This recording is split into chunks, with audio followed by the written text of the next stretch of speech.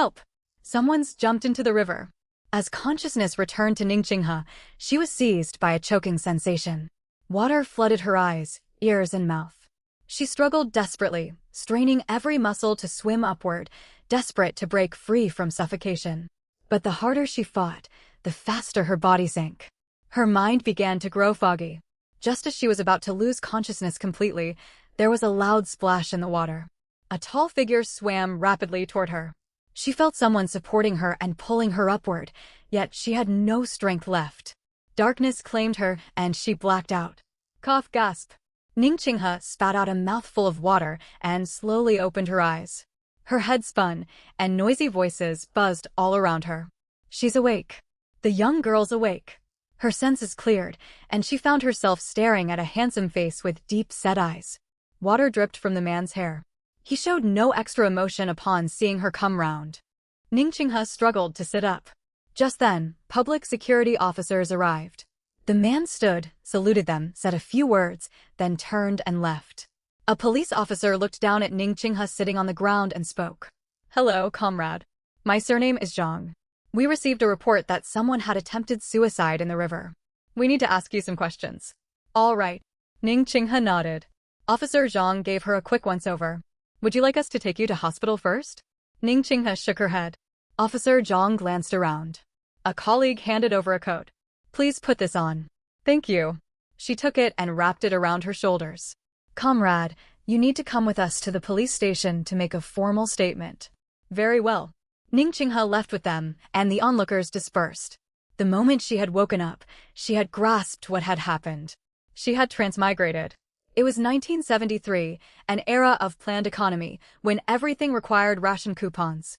Food, goods, all needed tickets. Her new body belonged to a girl also named Ningqinghe. The original girl had led a miserable life. At 7, her mother had fallen gravely ill and passed away. Sun Hongmei, a close friend of her late mother's, began visiting often, claiming she wanted to look after the little girl. Ningqinghe's father, Ning Jiangwo, was an engineer at the county machinery factory. After his wife's death, raising a child alone left his household in chaos. Sun Hongmei helped him a great deal with daily chores. Sun Hongmei was the widow of a soldier killed on duty. She lived with her son and daughter, struggling to get by.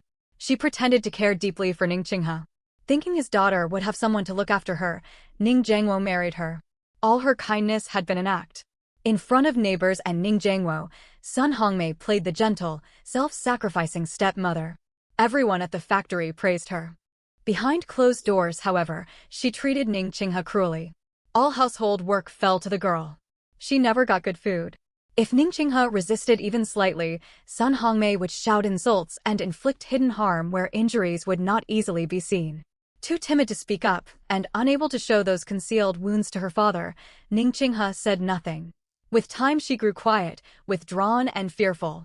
In sharp contrast, Sun Hongmei's biological daughter Sun Qian was bright, lively and well-liked throughout the factory. Not long before, Ning Jiangwo had lost his life protecting factory property. As compensation, the factory offered Ningqinghe an office clerical job plus a 1,500 yuan pension. She could start work right after graduating from high school the following month. Coveting both the job and the pension money, Sun Hongmei had signed Ningqinghe up for rural re-education, sending her all the way to distant Heilongjiang province. Grieving her father, terrified by the prospect of being sent far away, and worn down by years of mental abuse, the original Ningqinghe had broken down.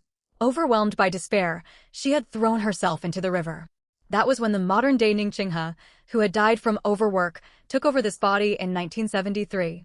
Officer Zhang brought her back to the police station. When questioned about what had driven her to the river, Ningqinghe told the full story of the original girl's life. Young lady, no matter how hard things get, you must never give up on yourself. If something terrible had happened to you, your father could never rest in peace. I understand. I lost my head for a moment. It will never happen again. Relieved to hear her resolve, Officer Zhang sighed. He had a daughter about the same age, and his heart went out to her. He hoped sincerely she would not do anything reckless again. Once her statement was finished, Ningqinghe walked out of the police station. She stood on the pavement, staring at streets typical of the 1970s, watching young women in dacron blouses with braided hair walk past. Everything still felt surreal. She lifted her gaze toward the bright blue sky. How had she ended up here? She headed toward the machinery factory residential compound. As she passed the state-run restaurant, rich cooking smells drifted out and her stomach rumbled loudly. She felt in her pocket. All she had was 20 jiao, leftover pocket money her father had given him before his death. Glancing at the menu board by the window, braised pork, 20 jiao per serving, vinegar fried cabbage, 3 jiao, plain noodles, 50 jiao, spicy sour potatoes, 30 jiao. Looking at her 20 jiao, she sighed quietly. Just then 2 fashionably dressed young women walked into the restaurant. One wore a short student-style haircut, the other sported 2 long braids. The girl with braids admired the silk scarf around her companion's neck. Xin, this scarf is gorgeous. I have never seen one like this even in Shanghai. It must have cost a fortune. The girl called Xin tugged proudly at her scarf. Of course. My aunt brought it all the way from Beijing. It cost several yuan. The braided girl's eyes shone with envy. How lucky you are to have such a generous aunt. It is nothing. I have several more just like this at home. Ding. Detected boasting and ostentatious display of wealth within 5-meter radius. Host's foreign soul confirmed. Boast to get rich system activated and bound. Congratulations. You have obtained a brand new silk scarf. Item stored inside system space. Please check. A mechanical voice echoed inside Ning Qinghe's mind. Thrilled, she thought. Transmigration always comes with a golden finger. Using her consciousness, she checked. Inside a space resembling a supermarket shelf sat the new silk scarf. The boast-to-get-rich system rewarded her whenever someone bragged or showed off in her presence. This was simply amazing. She had intended to keep walking, but now she lingered. She took a seat not far from the 2 girls. Presently the braided girl spoke again. Xin, your family spoils you so much. You can even afford braised pork. I have not tasted meat in ages. Xin reveled in the admiration. My parents dote on me. They give me 10 yuan every month for whatever I want to buy. Ding. Congratulations. You will receive 10 yuan monthly pocket money. Payments will arrive automatically each month. Ning Qinghe felt almost fond of the show-off girl. Average monthly wages back then hovered around 20 to 30 yuan. 10 yuan each month meant she would no longer face starvation. While she pondered this, the 2 girls carried their food over to their table. Eating, the braided girl exclaimed, "This braised pork from the state restaurant is absolutely delicious." Xin wrinkled her nose in disdain. You really have not seen much of the world. Far tastier food exists. When I visited Beijing, I ate Peking duck, which was infinitely better. Their braised pork was wonderful too. Ding. Congratulations. You have received 1 whole Peking duck from Quanjude, plus a portion of braised pork from a Beijing state-run restaurant. Inside system space, oil glistened on the duck skin, and rich red braised pork sat waiting. Her stomach growled louder. Hoping to hear more boasting, she waited. But the 2 girls concentrated on their meal and said nothing further. Seemed there will be no more boasting today. She stood and left the restaurant. The waitress had watched her sit without ordering food and meant to complain, yet Ning Qinghe was already walking away. The waitress frowned unhappily. Finding a quiet spot out of sight, Ning Qinghe tore off a duck leg and bit into it. Truly, Peking duck lives up to its fame. Juicy oil filled her mouth. The hot, savory meat soothed her gnawing, empty stomach and restored some of her strength. Following the original girl's memories, she headed for the factory housing compound. After the river ordeal, her clothes had dried. Several aunties chatted on the stairwell landing. Seeing her return, Aunt Lu Guifan spoke up. Qinghe, you're back. Your mother has been looking everywhere for you this morning. Ning Qinghe recognized her from the original girl's memories. Lu Guifan's husband was also an engineer. She was basically kind, though rather gossipy. Thank you, Auntie. Ning Qinghe gave a sweet smile and walked inside the building. Behind her, Lu Guifan murmured to another woman, "Don't you think Qinghe seems different today?" "Not really. She is just the same as always." Ning Qinghe did not hear their conversation. She climbed to the 3rd floor. Because her birth mother had also worked for the machinery factory, the family had been assigned a 2-bedroom apartment of roughly 80 square meters. Before her mother's death, both parents had worked, and their small family had been comfortably well off. Up to age 7, Ning Qinghe had enjoyed a happy childhood. Misery had begun only after her mother died and son Hongmei moved in. She unlocked the front door. Son Hongmei and the children were out. Perfect. She mentally sorted out her priorities. She would turn 18 next month when she was supposed to take up the office job. Sun Hongmei had already submitted her name for rural re-education, and that decision looked hard to reverse. But she would never let Sun Hongmei and her daughter seize the apartment, the pension money, or that job. From novels she remembered that jobs could be privately bought and sold in this era. Rather than letting Sun Qian profit, she planned to sell the job for cash. She would spend a few years in the countryside, wait for the national college entrance examinations to resume, then sit them and return to the city. With the coming wave of economic reform, she would build wealth for herself. Having settled on her plan, she looked around the apartment. Furnishings were simple, a table and several chairs in the living room. Portraits and quotations consistent with the period hung on the wall. In one corner stood a camp bed. This camp bed was where the original Ning Qinghe had slept. Once she had possessed her own bedroom. After Sun Hongmei married Ning Jiangwo and moved in with her son Sun Bing and daughter Sun Qian, space grew tight. Sun Hongmei split Ning Qinghe's old bedroom into 2 small rooms for the step-siblings. As they grew older, sharing a room became cramped. Sun Hongmei suggested setting up the camp bed in the living room. She pretended to be thoughtful, offering to let her own children sleep there first. But the original Ning Qinghe understood perfectly well the camp bed was meant for her. Afraid of triggering Sun Hongmei's anger, she had volunteered to sleep there herself. To preserve her public reputation as a kind-hearted stepmother, Sun Hongmei proposed they take turns sleeping on the camp bed, 3 months each. Ning Jiangwo frequently worked overtime and shifts and never kept track of whose turn it was.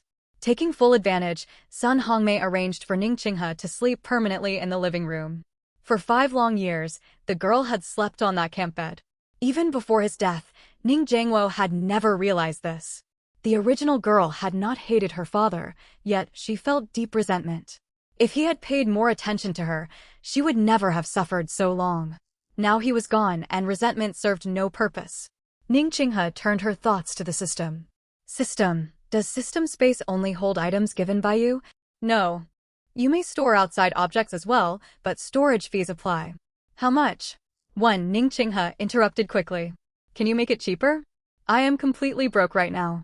The system was speechless. 10 jiao per day. I am already being extremely reasonable. She felt a little sheepish. She had feared the fee would be enormous. Still she bargained.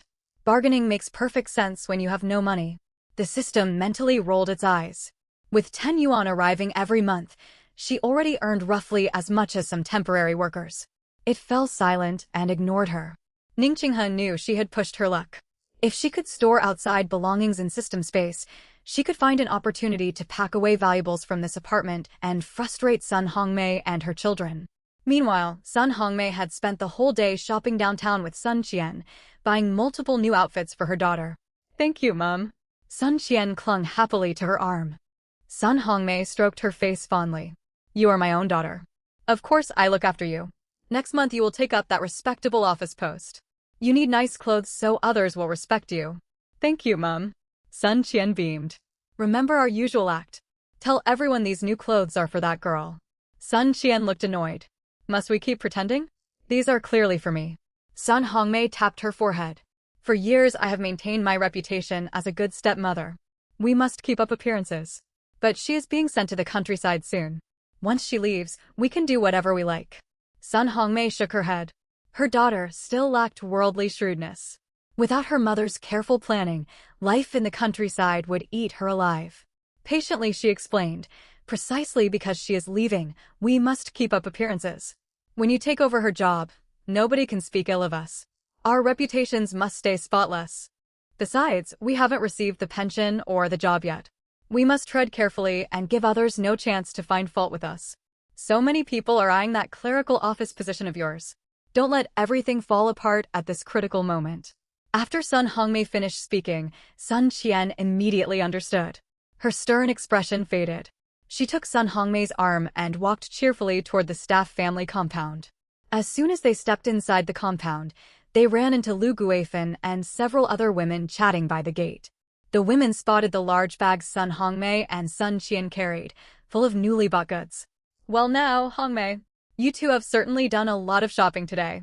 Sun Hongmei smiled and replied, Oh, these are all for Qinghe. She is a young lady now, so I bought her more clothes to change into. Young girls all like dressing nicely. Hongmei, you truly are an exceptional stepmother. I have never seen a stepmother treat her stepdaughter so well, said Aunt Wang. Pride welled up inside Sun Hongmei at the compliment, yet she maintained a generous composure on her face. It is never easy being a stepmother. If I did not treat Qinghe well, I would fail the late Jiangwo. As she spoke, she pretended to wipe away tears. Now don't grieve. We all see how much you care for Qinghe. I won't keep chatting. I wonder if Qinghe is home. The girl vanished early this morning. I wanted to take her shopping for clothes, yet I could not find her anywhere. I need to take these clothes home for her to try on. I must take my leave. Sun Hongmei seized the opening. She slightly opened one shopping bag so the onlookers could glimpse the clothes inside. The bright patterns made it obvious they were meant for a young girl, and no one pressed the matter further. Sun Hongmei left with Sun Qian. Once they were gone, Aunt Wang remarked, "Did you see those clothes? They must have cost a pretty penny." I surely did. I recognize that dress. My daughter begged me to buy it at the supply and marketing cooperative. I asked the price, 15 yuan. I could never bring myself to spend so much, another woman answered. Sun Hongmei is really good to Qinghe, splurging on such an expensive dress for her. You all see things too simply, Lu Guifeng cut in. She claims these are for Qinghe, but when have you ever seen Qinghe wear them? Every time she supposedly buys things for Qinghe, she makes sure we all notice. If she genuinely cared about the girl, she would not show off so blatantly. Her words silenced the women who had been praising Sun Hongmei. Her reasoning rang true. The group soon changed topics and stopped discussing the Sun household. When Sun Hongmei and Sun Qian got home, Ning Qinghe had just finished eating the braised pork rewarded by her system. Truly, the system-awarded dish was magnificent, rich, savory, and never greasy. The moment the front door opened, Sun Qian caught the aroma of cooked meat. "Mom, can you smell that? Meat." Sun Hongmei sniffed the air. The scent of meat was unmistakable. She looked toward Ning Qinghe by the table. "Ning Qinghe, have you been eating meat?" Ning Qinghe glanced at the mother-daughter pair in the doorway. Sun Hongmei was 46, dressed in work overalls. Well kept, she had few wrinkles and looked closer to 40. Beside her stood Sun Qian, 18 or 19 years old, with two thick braids. Her complexion was rather dark, and her features only moderately pretty, yet her stylish dress added grace to her appearance. "Where would I get money for meat?" Ning Qinghe asked. The two were struck speechless. They remembered Ning Qinghe had no money of her own, so she could hardly afford meat. Sun Hongmei scanned every corner of the room yet found no trace left of meat. Putting that thought aside, she pulled out the newly bought clothes and held them out to Ning Qinghe. "Qinghe, I looked for you this morning, but you were nowhere to be found. Your elder sister and I bought you some clothes. Go try them on quickly." Ning Qinghe sneered inwardly at Sun Hongmei's hypocritical smile. For years this same scene had played out. Though presented as gifts for her, the clothes were always sized for Sun Qian. Ning Qinghe stood 1.6 meters tall and weighed merely 40 kilograms from chronic insufficient food. Sun Qian, by contrast, enjoyed plenty of nourishing food. At 1.67 meters, she had a full, well-proportioned figure. Each time Sun Hongmei supposedly bought clothes for Ning Qinghe, they fit Sun Qian perfectly but hung awkwardly on Ning Qinghe, trousers too long, blouses far too big. Sun Hongmei would then claim she had bought the wrong size, let Sun Qian wear them, and promise to buy something suitable for Ning Qinghe later. That promise was never kept. Ning Qinghe took the garment, a sky-blue sleeveless dress popular in that era. She slipped it on, and sure enough, it was far too large. Designed to fall just below the knees, it nearly reached her ankles on her frame, looking utterly ill-fitting. Sun Hongmei wore her familiar smile. "Oh dear, Qinghe, this is too big. Take it off and let your elder sister have it. I will buy something right-sized for you next time." Ning Qinghe gripped the dress and looked at Sun Hongmei's outstretched hand. "No need. I can alter it myself.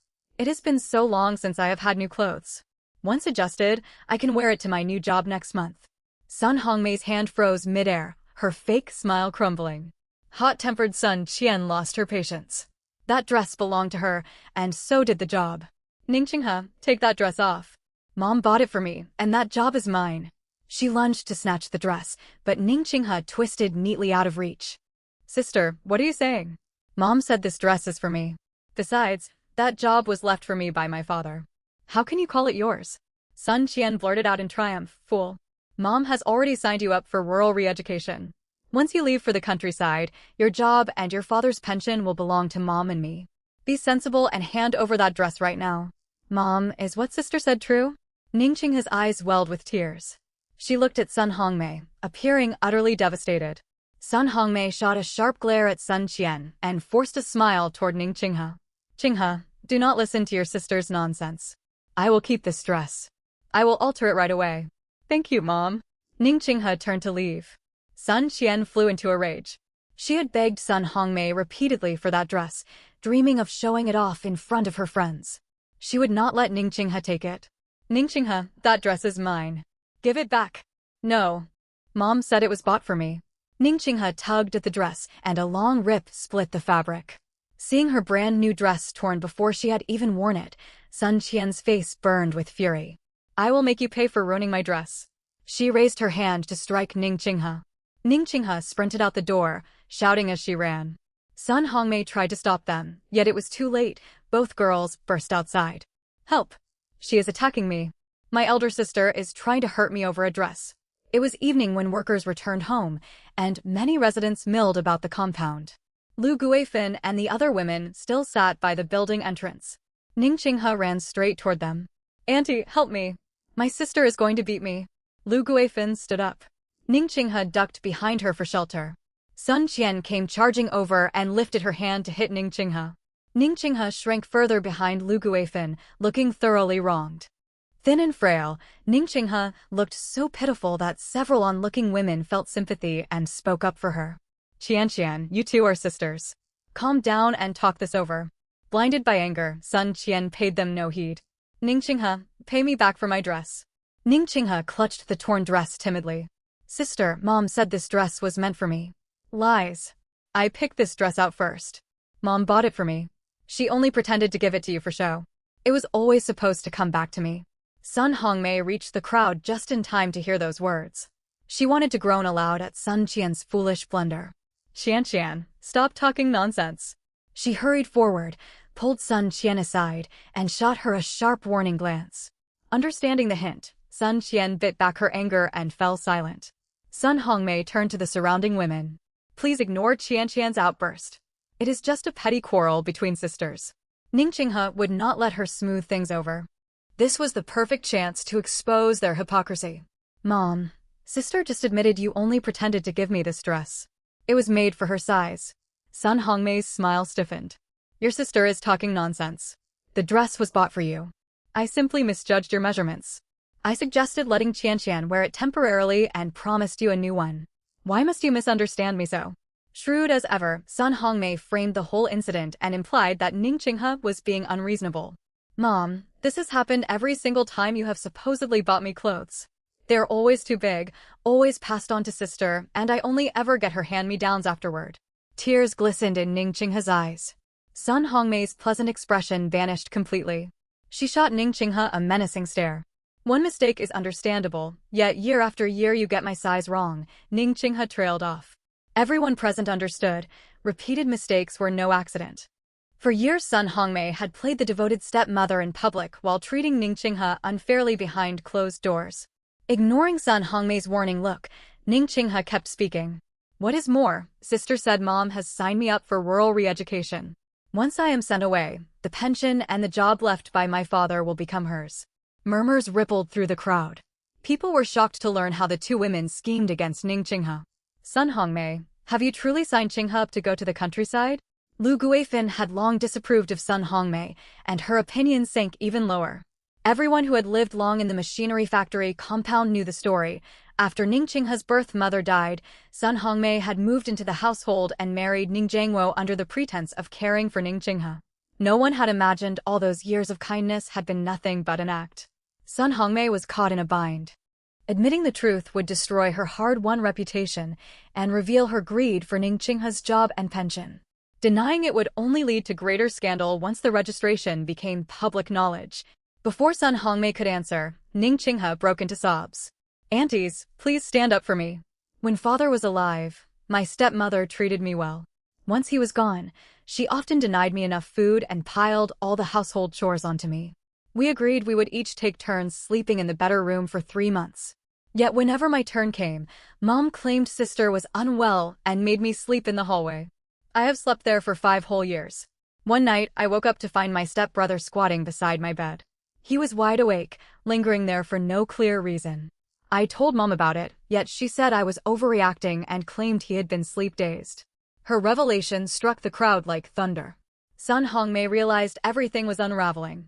Abandoning all pretense, she pushed past Lu Guifin, trying to grab hold of Ning Qinghe. Ning Qinghe dodged nimbly. "Dear aunties, please help me. I can endure unfair treatment for myself, but that job and pension were earned with my father's life. How can they steal them away and leave me with nothing?" Enraged by Ning Qinghe's public accusations, Sun Qian rushed forward to help Sun Hongmei seize the girl. "Ning Qinghe, you are pushing your luck. You have an attractive face, yet that job and pension ought to belong to us." Lu Guifin stepped between them to block their path. "You two are going too far. How dare you try to lay hands on this girl right in front of all of us? Mind your own business, you old busybody."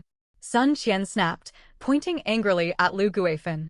Lu Guifin had wanted to stay out of family conflicts, but being insulted by a younger woman pushed her over the edge. She resolved to protect Ning Qinghe. "Do you think this compound belongs to you? I will see justice done for Qinghe today." Hiding behind Lu Guifin, Ning Qinghe spoke softly. "Auntie, could you please fetch the factory leaders? I asked them to judge fairly on my behalf." Panic surged through Sun Hongmei. A formal investigation by factory leaders would ruin her plan to transfer the job to Sun Qian. If Sun Qian failed to secure work this year, she would be forcibly sent to the countryside. She forced a placating smile. "Qinghe, please. This is family business. Let us settle this behind closed doors. There is no need to involve factory management." "No. I demand the factory leaders hear this case. My father sacrificed himself protecting factory property. No one may seize the job and pension he left for me." Several curious onlookers had already run to summon factory officials. Barely had Ning Qinghe finished speaking when Factory Director Zhang Aigua and Director Chen from the General Office arrived. Ordinarily, factory directors would not bother with family quarrels, yet Ning Qinghe was a martyr's daughter and deserved special consideration. The crowd parted to let them through. Someone called out, "The director is here." Sun Hongmei turned and saw them. Her face drained of color. She knew her hopes for the job and pension were shattered. The instant Ning Qinghe saw the leaders, she assumed a sorrowful look. "Director, please give me justice." She recounted everything in full detail, emphasizing Sun Hongmei's attempts to seize her job and pension. The director spoke firmly. "I give you my guarantee. That job and that pension are yours. Without your signature and consent, no one may lay claim to them." Sun Hongmei and Sun Qian's hopes crumbled completely. After today's public scene, they understood Ning Qinghe would never give up the position willingly. Sun Qian thought of forced rural assignment and dreaded the back-breaking farm labor that awaited her. As Sun Hongmei was still Ning Qinghe's legal stepmother and had committed no punishable offense, the director could take no further action against her. Assuring Ning Qinghe of her rights was all he could do for the martyr's child. Once the two officials left, Sun Hongmei shot Ning Qinghe a venomous glare and stormed home. The spectators dispersed. Ning Qinghe turned to Lu Guifin. "Thank you so much for standing with me today. Without you, I would not have known what to do." Lu Guifin patted her shoulder. "I hardly did much. I only spoke a few words. You have always been too meek, which is why they dared mistreat you. Speak up when you suffer wrongs. Do not bottle everything inside. Come find me if you ever need help." "Thank you, Auntie." After Lu Guifin left, Ning Qinghe returned home. Sun Hongmei sat glowering at the table, all pretense of kindness gone. She would not even glance at Ning Qinghe. Sun Qian stared daggers at her, her eyes fixed painfully on the long tear across her beloved dress. "Ning Qinghe, are you satisfied now?" Gone was the timid look Ning Qinghe had worn in public. She stood calm and composed. "Sister, I do not know what you mean." "Do not play dumb," Sun Qian said. "Name your terms for giving me that job." She had finally realized Ning Qinghe had deliberately provoked her, knowing their plans all along. Good jobs were extremely scarce in those days, allocated strictly by position vacancies. No such posts were available for purchase. If she obtained no work, she would be sent to the countryside. She had no choice but to bargain. Ning Qinghe studied her. Sun Qian was not entirely foolish. She understood what mattered most. "It is simple. I will yield the job to you for 1,000 yuan. "What? 1,000 yuan? Are you out of your mind?" At the mention of 1,000 yuan, Sun Qian could no longer keep her composure. Sister, an ordinary job costs around 800 these days. This is an office job, easy, light duty, and respectable. 1,000 yuan is hardly overpriced. If you don't want it, plenty of other people will jump at the chance once word gets out. Sun Qian did not have that kind of money. She turned towards Sun Hongmei. Mom, look at Ning Qinghe. She wants 1,000 yuan to give me the job. Sun Hongmei stared at Ning Qinghe. This girl had practically been brought up by her, yet she was nothing like her old self. If not for her identical features, Sun Hongmei would have suspected this was a completely different person. Had Ning Qinghe been putting on an act all those years? Regardless, the factory director had made it clear, without Ning Qinghe's consent, they could not lay claim to her job. If she wanted the position, she would have to buy it from Ning Qinghe. Still, she did not give an immediate answer. She needed time to think it over. Let me think about it. 1,000 yuan is no small sum all at once. Take all the time you want. I'm in no hurry. Ning Qinghe never truly intended to sell her job to Sun Qian. She had only said that to squeeze money out of Sun Hongmei. She had done the math. Ning Jiangwo was a senior engineer at the factory, earning 50 yuan a month plus various stipends. Most of his salary, after sending money to Ning Qinghe's grandparents back in the countryside, went to Sun Hongmei. Over the years, Sun Hongmei must have saved at least 1,000 yuan. That money was her father's hard-earned pay, and Ning Qinghe meant to get it back. Ning Qinghe walked into Sun Qian's room. As she closed the door, she spoke to Sun Qian. This is my home. I'll be sleeping in this room from now on. You've had it for years. It's your turn to sleep on the living room couch. She slammed the door shut and twisted the small lock. Furious that Ning Qinghe had seized her bedroom, Sun Qian banged on the locked door, but Ning Qinghe ignored her completely. She ran to Sun Hongmei to complain. Mom, look what Ning Qinghe has done. Sun Hongmei was already racked with frustration and snapped back. Enough. Let her stay there for one night. You can share my bed tonight. Afraid of angering her mother further, Sun Qian stopped throwing a fit. Inside, however, she cursed Ning Qinghe 1,000 times over. Glancing around the room, Ning Qinghe saw there was more than enough space for 2 beds or a bunk bed. Yet Sun Hongmei had always claimed the room was too crowded, forcing the original host to sleep on the living room couch for 5 long years. Ning Qinghe opened the wardrobe. Several blouses and fine poplin shirts hung inside, most barely worn. In stark contrast, the original host, nearly 18 years old, had never received a single new set of clothes after the age of 7. All she owned were hand-me-downs from Sun Qian, the cuffs frayed and worn thin. Thinking about everything the original host had endured, Ning Qinghe swore she would make these 3 people pay. Dusk fell and Sun Bing came home. Thanks to Ning Jiangwo's connections, he worked as a temporary factory hand earning 12.5 yuan each month. He was dating a girl from the cotton mill, but she refused to commit to marriage because he was only a temporary worker. Sun Bing constantly badgered Sun Hongmei to pull strings and get him a permanent post. Yet Sun Hongmei herself owed her factory job to Ning Qinghe's late birth mother. Sun Bing's temporary position had also been arranged through Ning Jiangwo's influence. Without that favor, Sun Bing would already have been sent down to the countryside. When Sun Bing walked through the door, Sun Hongmei had just finished cooking dinner. Hearing the commotion, Ning Qinghe timed her exit perfectly and stepped out when everyone was about to eat. Sun Qian shot Ning Qinghe a furious look, turned her head away and pouted. Sun Bing noticed nothing amiss and sat down, ready to eat. Sun Hongmei had cooked a pot of congee, stir-fried greens, and a plate of eggs. In the past, Ning Qinghe had always done all the cooking. By the time she finished every chore and sat down to eat, all the good food was gone, leaving only scraps. The original host had endured this silently for years. Ning Jiangwo earned 50 yuan monthly as a senior engineer, and Sun Hongmei, an ordinary factory worker, made 30 yuan. By the standards of that era, theirs was quite a well-off household. Sun Hongmei was not stingy with food in general, but all the nourishing, tasty dishes went to Sun Bing and Sun Qian. The original host got almost nothing, which explained why she was so undernourished and frail. Ning Qinghe was no longer the meek girl she had been. She would not starve herself for anyone. She sat down, filled a bowl with congee, and before anyone could react, scooped most of the plate of eggs onto her own bowl. Sun Qian and Sun Bing had not even touched their chopsticks. Seeing most of the eggs gone, Sun Qian flew into a rage. Ning Qinghe, have you never seen food before? What are we supposed to eat? Paying no mind to Sun Qian's outburst, Ning Qinghe kept eating. Once the eggs in her bowl were finished, she reached for what little remained on the plate. Determined to stop her, Sun Qian stretched out her hand. Ning Qinghe slapped her knuckles hard with her chopsticks. Crack. Sun Qian pulled her hand back in pain. Ow, that hurts. A bright red mark bloomed across the back of her hand. Mom, brother, she attacked me. Before Sun Hongmei could speak, Sun Bing cut in. He felt little sympathy for his sister. He was upset that there were barely any eggs left for him. Ning Qinghe, are you crazy? No one eats like that.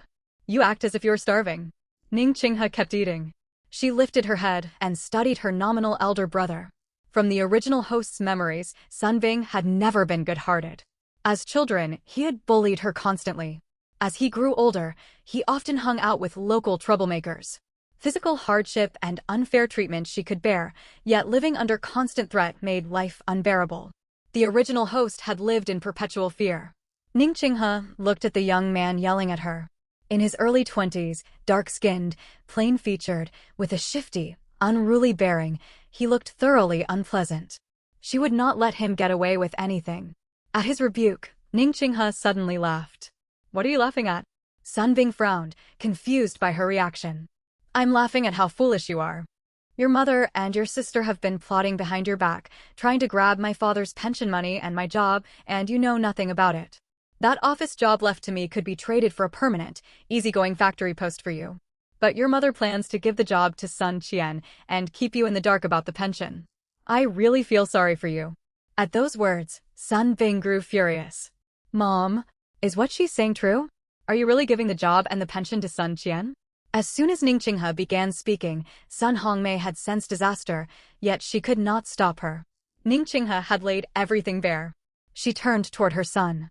Don't listen to this girl's nonsense. Nothing like that is going on. I am not lying.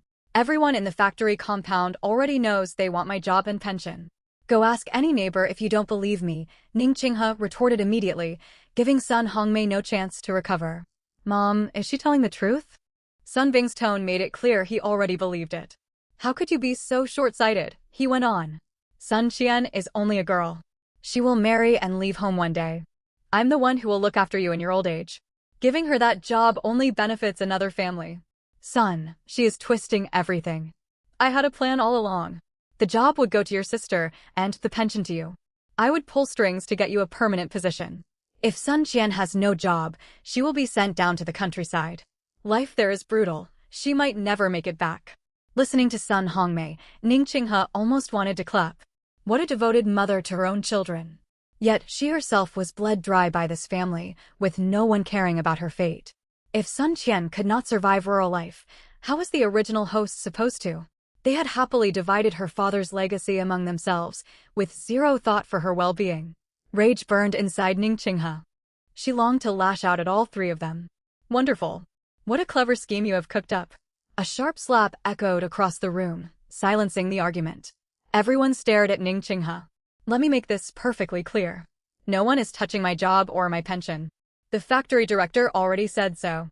Without my approval, neither can be taken away. Her words jolted Sun Hongmei and her children back to reality. The job was not theirs yet. Sun Bing glared fiercely at Ning Qinghe. You had better hand that job over, girl, or don't blame me for being rough with you. He raised his fist and shook it in her face. Ning Qinghe showed no fear. She smiled, yet the smile sent chills down onlookers' spines. She messed up her hair, tore a long slit in the sleeve of her blouse, and then slapped herself hard across the cheek. A clear red handprint appeared instantly. Glancing at the three of them, she threw open the door and ran outside. Realizing what was happening, Sun Hongmei shouted in alarm. Hurry! Stop her! Don't let her get away! It was too late. Ning Qinghe was already out in the corridor, shouting as she ran, with Sun Bing sprinting after her. Help! Somebody help! They are going to hurt me. Dinner time. Every family was at home. Neighbors opened their doors and peered out. They saw Ning Qinghe running ahead, hair disheveled, eyes red and streaming with tears, with Sun Bing and Sun Qian chasing close behind. Sun Bing shouted curses as he gave chase. You little wretch! Stop right there. You'll be sorry once I catch you. Lu Guifan lived on the same floor. She stepped out just as Ning Qinghe came running toward her. Ning Qinghe darted behind Lu Guifan for shelter. Lu Guifin saw her condition at once. Tear-streaked cheeks, a bright red handprint across one side of her face, messy hair, and a ripped blouse sleeve. She looked utterly miserable. Qinghe, what has happened to you? Auntie, please save me. My brother is forcing me to give up my job, and he threatened to hurt me. Look at what they have done to me. She tilted her face forward so Lu Guifin could see the mark clearly. Seeing the bruising, Lu Guifin felt even greater contempt for Sun Hongmei's family. Sun Bing caught up and grabbed Ning Qinghe's wrist, trying to drag her back inside. Come home with me right now. Uncles. Aunts. Please help me. If I go back, they will hurt me badly. Ning Qinghe struggled desperately, refusing to be dragged away, and called out to the gathered onlookers.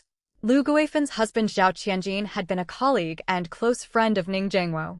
He had just come home for dinner and heard his wife's account of what was going on. He stepped forward and blocked Sun Bing's path. Sun Bing, talk this over calmly. What do you think you are doing? Annoyed at being obstructed, Sun Bing moderated his tone slightly upon recognizing Zhao Qianjin. Uncle Zhao, this is family business. You ought to stay out of it. Zhao Qianjin's expression darkened. As an elder, he resented being spoken to like that. Uncle Zhao, please protect me. I cannot go back. They will hurt me and force me to surrender my job. Whispers spread through the crowd as people began to judge Sun Bing and Sun Qian. Overwhelmed by all the stares and murmurs, Sun Bing loosened his grip. Ning Qinghe slipped free and hid behind Zhao Qianjin. Would someone please call the police? I dare not go back to that house. All three of them have been scheming to seize my father's pension and my job. I will not be safe there. I'll go. A hopeful man from the crowd turned and hurried toward the police station. Sun Hongmei arrived moments later, after the man had already left. Staring at Ning Qinghe sheltered behind Zhao Qianjin, she burned with rage.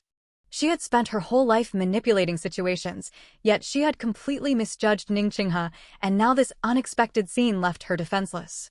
She forced a stiff smile onto her face. Qinghe, we are family. Let us talk reasonably. Why are you making such a scene and falsely accusing your brother of hitting you? We only scolded you a little. You ran off in a fit of temper and disturbed everyone's dinner. Sun Hongmei tried to paint Ning Qinghe as a disobedient child and insist no violence had taken place. It was a masterful tactic. Ning Qinghe refused to fall for it and stayed behind Zhao Qianjin. I am not lying. Sun Bing just said he would hurt me unless I gave up my job voluntarily. Child, the factory director already said no one can take your job without your consent. Besides, your brother already has work, so why would he want yours? Sun Hongmei sighed dramatically. I know you have never liked me.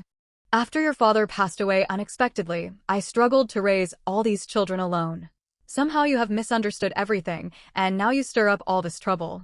She pretended to wipe away tears, putting on a perfect performance of a wronged, well-meaning stepmother. Ning Qinghe almost admired her acting. Sun Hongmei would have won top-tier acting awards in the modern world. Yet Ning Qinghe could play that game too. Everyone, I swear I am telling the truth. Just now at home, they discussed giving my job to Sun Qian so she would not have to go to the countryside, and giving my father's pension to Sun Bing so he could afford to get married. The crowd murmured in shock. Sun Hongmei was indeed planning to take everything left to Ning Qinghe and hand it all to her own son and daughter. Lu Guifin could no longer stand Sun Hongmei's hypocrisy. Stop putting on that show.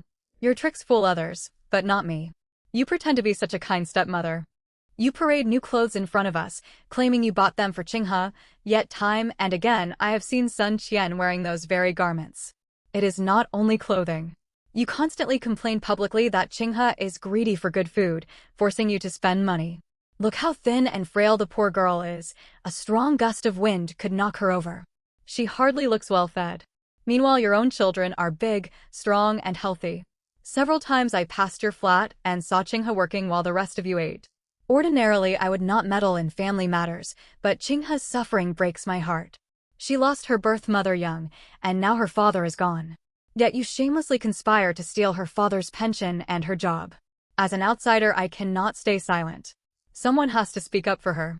Lu Guifin's sharp speech stripped away Sun Hongmei's pretenses. If circumstances had allowed it, Ning Qinghe would have applauded. Mom, even though you treated me badly, I once truly thought of you as my mother. I think you dislike me because I stumbled onto one of your secrets, Ning Qinghe continued without letting Sun Hongmei interrupt. Qinghe dear, what secret have you found out? Lu Guifin asked helpfully. Ning Qinghe hesitated, as though reluctant to speak, then went on. Once I saw you meeting a man I had never seen before. They stayed together for a long time. When he left, I heard you say you would take Sun Bing and Sun Qian to see him whenever my father was away. You said he was their real father. Her words struck the crowd like thunder. Sun Hongmei had always claimed her former husband had died before she married Ning Jingwo. If Ning Qinghe's story was true, Sun Bing and Sun Qian's biological father was still alive, and Sun Hongmei had kept seeing him behind Ning Jingwo's back. How shameless! People whispered and pointed. Sun Bing and Sun Qian turned deathly pale. They had never imagined Ning Qinghe knew that secret. Every gaze felt like burning holes into them, and loud murmurs filled the air. Sun Hongmei dropped her pretense completely. She pointed at Ning Qinghe and screamed. You're lying. None of this is true.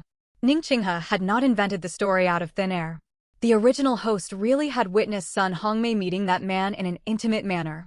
Naive as she was, the original host had not understood the implications, but Ning Qinghe, coming from modern times, had recognized what was going on. Watching Sun Bing and Sun Qian's terrified reactions confirmed her suspicion. That man was very likely their biological father. I'm telling you, it's true. I've seen you behaving intimately with that man several times.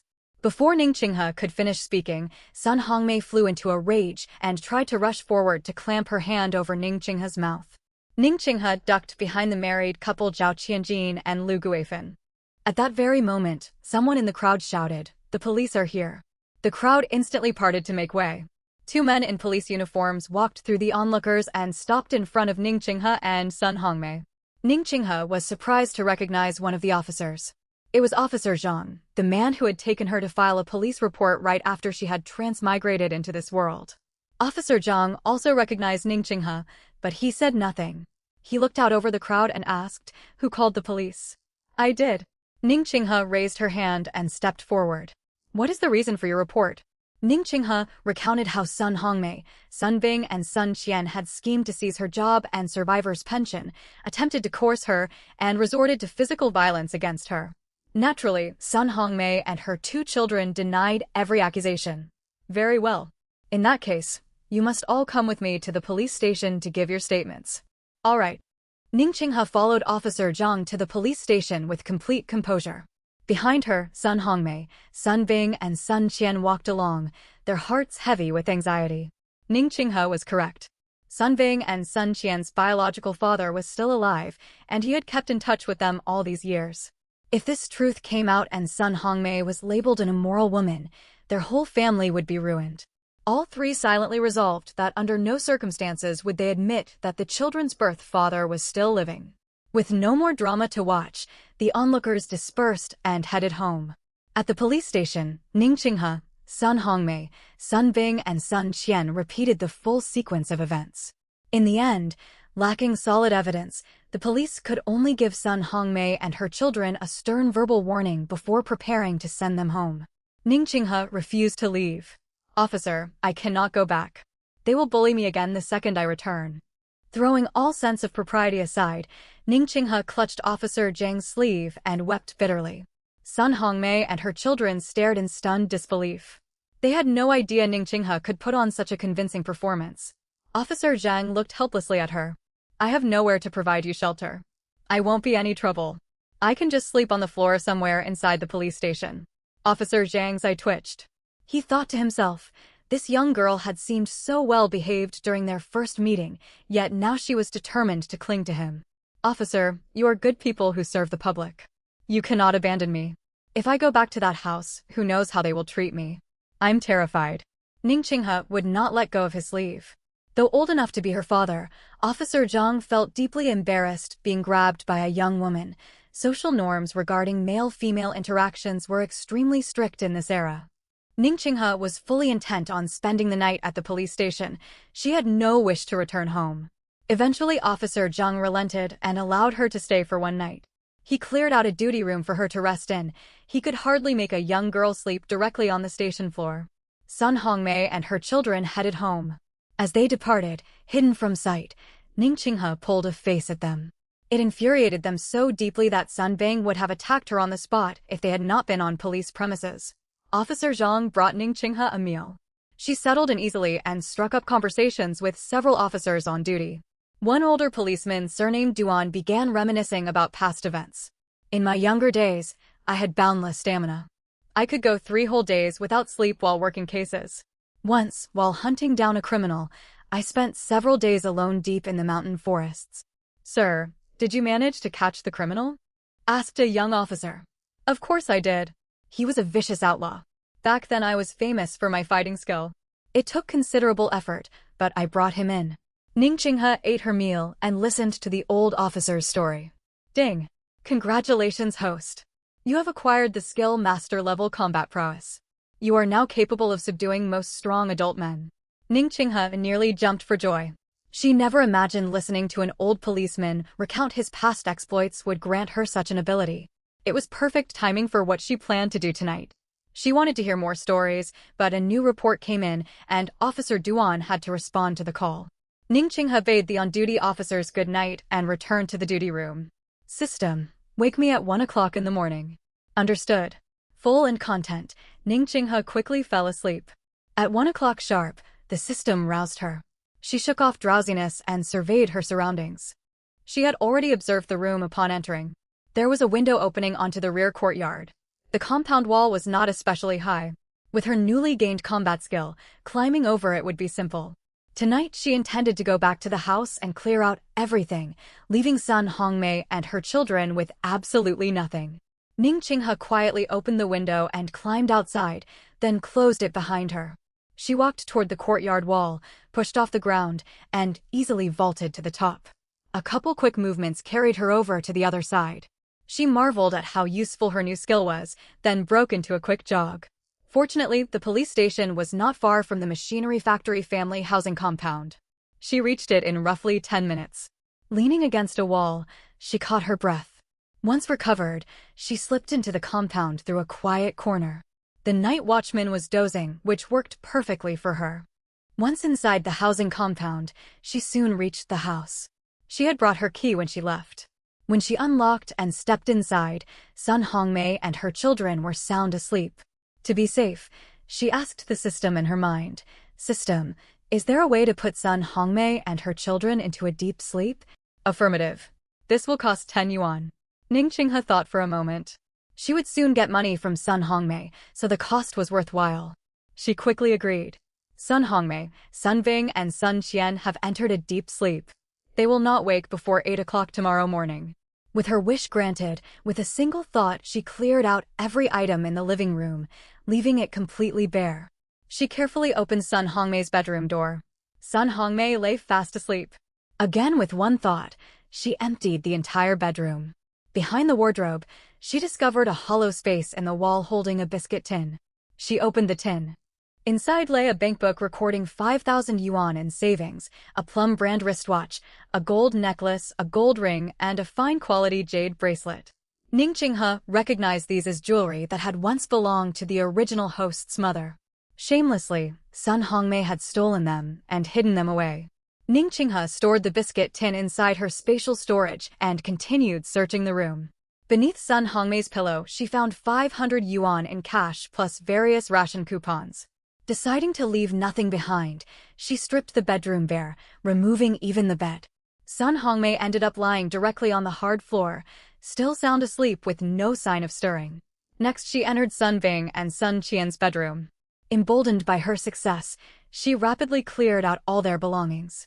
Finally, she emptied the kitchen, not leaving a single grain of rice behind. Ning Qinghe looked at the 3 people sleeping soundly on the bare floor, satisfied with her handiwork. The house now resembled an unfinished empty shell, devoid of all possessions. Just imagining their reaction when they woke the next morning filled her with satisfaction. System, if I physically strike them, will they wake up? System guaranteed quality. Nothing short of severe injury will rouse them from this sleep state. Perfect. The original host had suffered and died because of these 3 people. Ning Qinghe could hardly let them get off lightly. She stepped over and slapped Sun Hongmei across the face. Sun Hongmei did not stir in the slightest. Reassured, Ning Qinghe continued to mete out retribution. She struck Sun Hongmei several more times, yet her anger remained unspent. According to the original memories, Sun Hongmei had constantly beaten and abused the girl, even pricking her with needles. Such cruelty deserved far worse than a few slaps. This woman has a hard face. Hitting her is hurting my hands. Host, why not use the sole of your cloth shoe? The suggestion lit up Ning Qinghe's mind. Of course. She did not want to bruise her own hands. She took off her cloth shoe and brought its sole down hard against Sun Hongmei's face several times. Sun Hongmei's face swelled badly, yet she remained unconscious. She treated Sun Qian the same way. Looking at their badly swollen faces, Ning Qinghe felt grim satisfaction. Enjoy this. You two are so good at pretending. Let's see how you manage it now. Last came Sun Bing. He had behaved inappropriately toward the original host, spying on her while she changed and bathed. He was thoroughly reprehensible. Left unchecked, he would undoubtedly harm other young women. It was only right to teach him a painful lesson. Ning Qinghe stepped forward and delivered a heavy kick to his abdomen. Sun Bing only faintly frowned in his sleep and showed no sign of waking. Having finished everything she set out to do, she locked the front door, slipped out of the housing compound, and retraced her route back to the police station. She returned to the duty room and fell fast asleep. No one suspected she had ever left.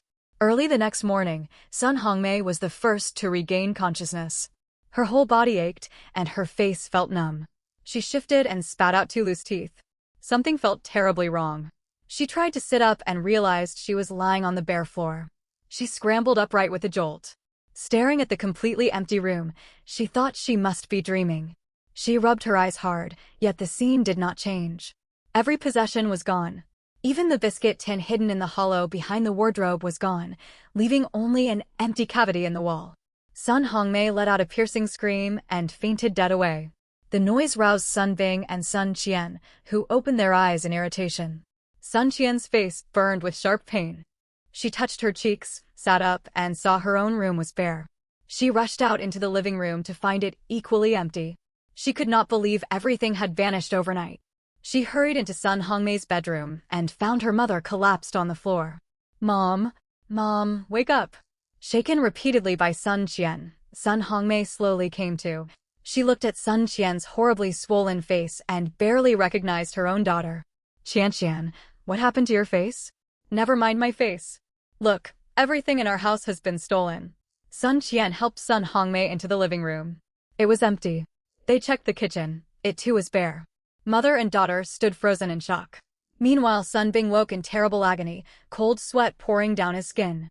Every small movement sent waves of sharp pain through his abdomen. He tried to rise and discovered his own room was completely bare, and he was lying on the floor. He called out weakly, Mom. Sun Hongmei and Sun Qian heard his cries and hurried to his room. Sun Bing lay on the floor, unable to lift himself. Sun Hongmei threw herself beside him, sobbing. Son, what's wrong with you? Mom, my abdomen hurts badly. Get me to a hospital quickly, Sun Bing gasped, each word sharp with pain. Don't scare me like this, my boy. Realizing her son was seriously hurt, Sun Hongmei cried even harder. Commotion from their home soon drew neighbors. Out of neighborly concern, several helped take Sun Bing to hospital. Everyone saw that their home had been stripped bare and began whispering among themselves. With no other choice, Sun Hongmei took Sun Qian to the police station to file a report. Early that morning, Sun Hongmei and Sun Qian arrived at the police station. Sun Hongmei's face was grotesquely swollen. Officer, we wish to report a crime. Our entire house has been robbed. Officer Zhang, who had been organizing written statements, looked up. He barely recognized her. He set down his pen. Is that you, Sun Hongmei? What happened to your face? Officer, thieves cleared out our entire home. They also beat all 3 of us. My son is still in hospital right now. Tears streamed down Sun Hongmei's face as she thought about her empty house, overcome with grief.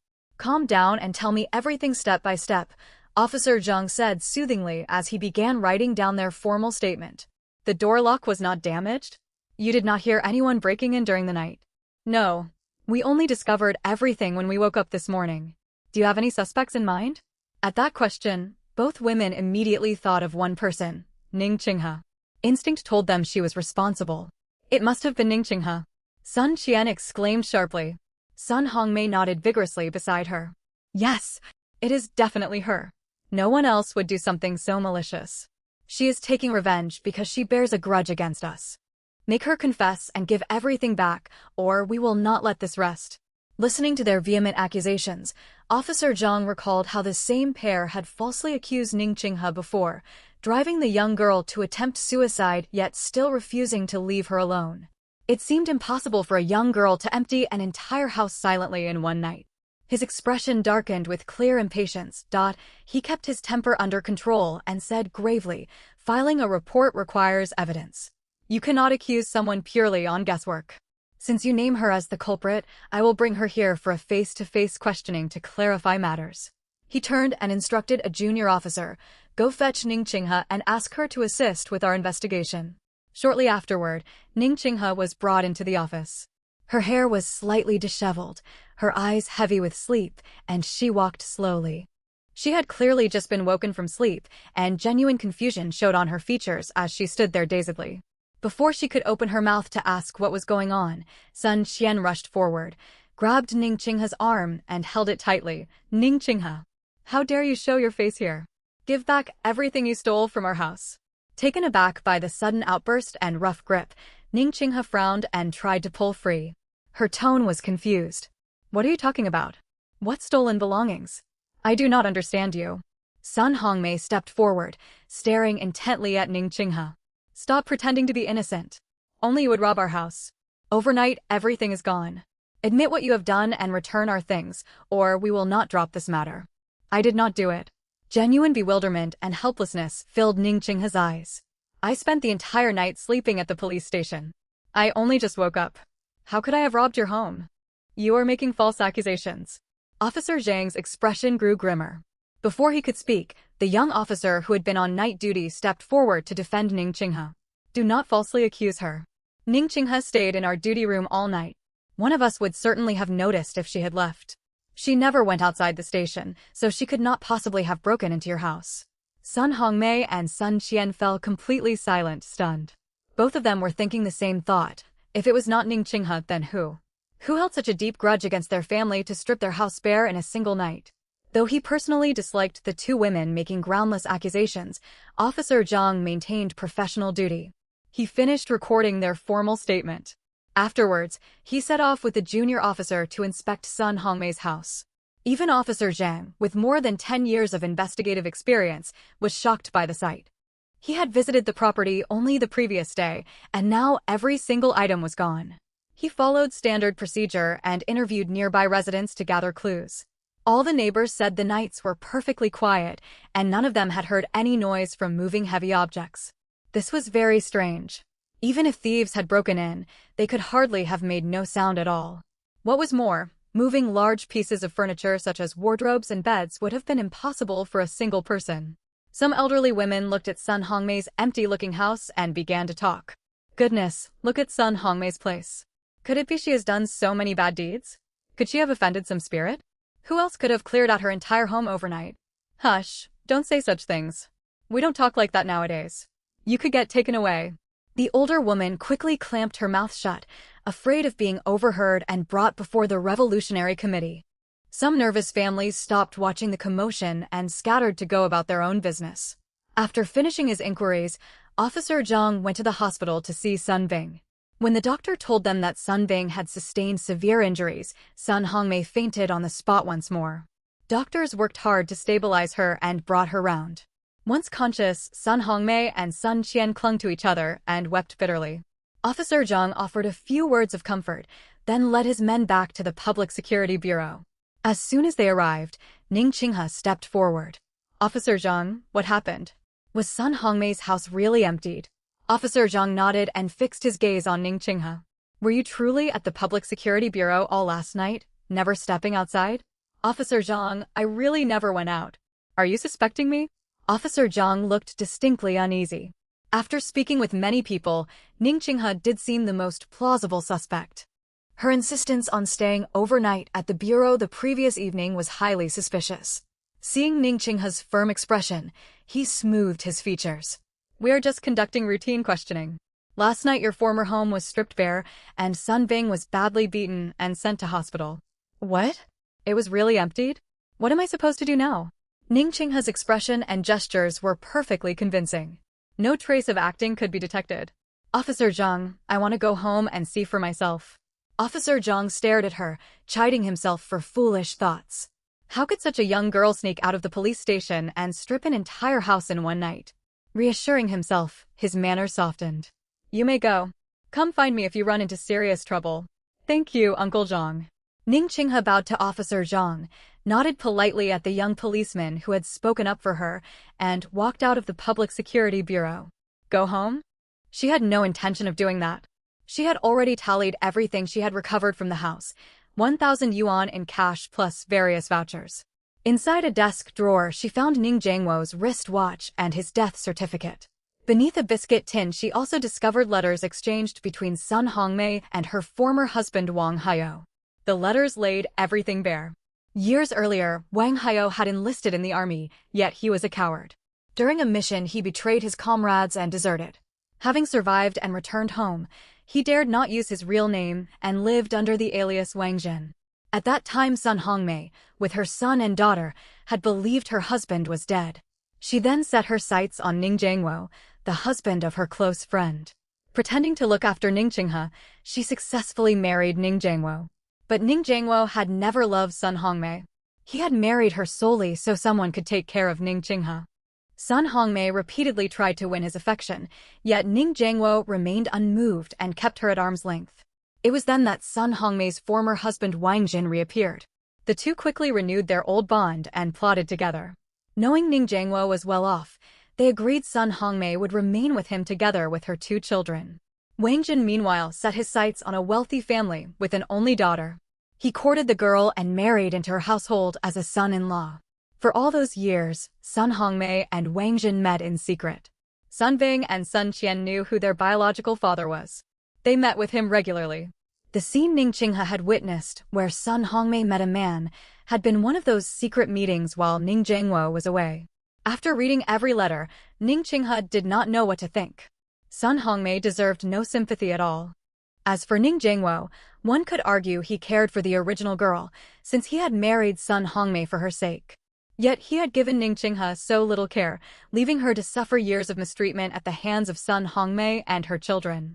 In any case, both the original girl and Ning Jiangwo were dead. No one would ever know the full truth of what had happened. All she could do was avenge the original girl and settle this long-standing injustice.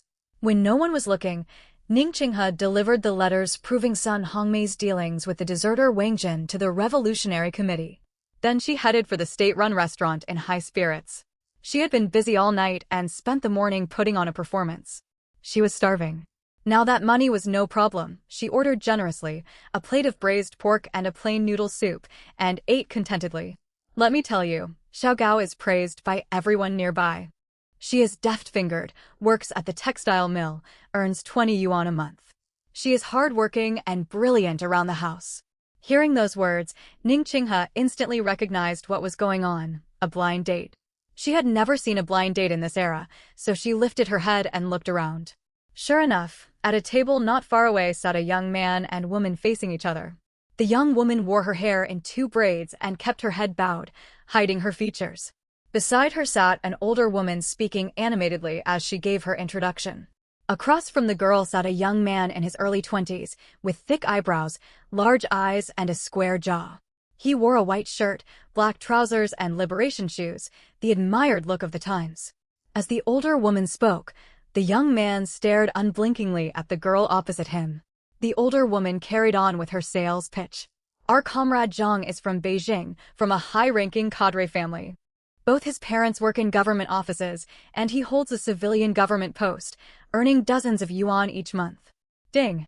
Congratulations, host. You have received a monthly income of 100 yuan.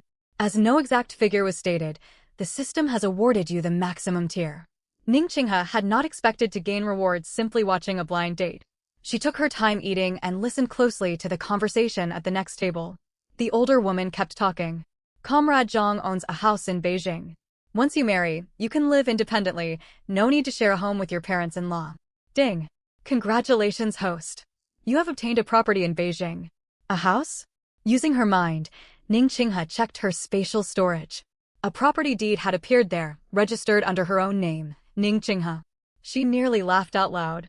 A house in Beijing, bound to be extremely valuable in years to come. Without lifting a finger, she now owned real estate. Lost in delight, she forgot she was eating noodles. She choked and broke into violent coughing. Her loud cough interrupted the older woman mid-speech. All eyes turned toward Ningqinghe. Embarrassed, she drank some water until she recovered. The matchmaker glanced briefly at Ningqinghe and resumed her introduction. When you marry, Comrade Zhang's family will give 50 yuan as betrothal money, plus a bicycle, a wristwatch, and a sewing machine. Ding! Congratulations, host. You have received 50 yuan, 1 bicycle, 1 wristwatch, 1 sewing machine. All items have been placed into your spatial storage. Ningqinghe was overjoyed. She had never imagined eating a meal could bring such rewards. Meanwhile, having finished her sales pitch, the older woman turned to the girl sitting with her head shyly bowed. Chin, what do you think? I guarantee you will not find a better young man anywhere for miles around. Ningqinghe pricked up her ears. Such an outstanding background, a good job, and plenty of money. Why would a man like this travel all the way to Haicheng to look for a wife? Evidently Miss Chin was no fool and refused to be dazzled by the fine prospects laid out before her. She lifted her head slightly, looked at Comrade Zheng across the table, and asked, Your conditions are so excellent. Why have you not found a wife in Beijing and instead come all the way to Haicheng? Comrade Zheng had not anticipated that question. He hesitated for a moment and replied, I came to Haicheng to visit my aunt.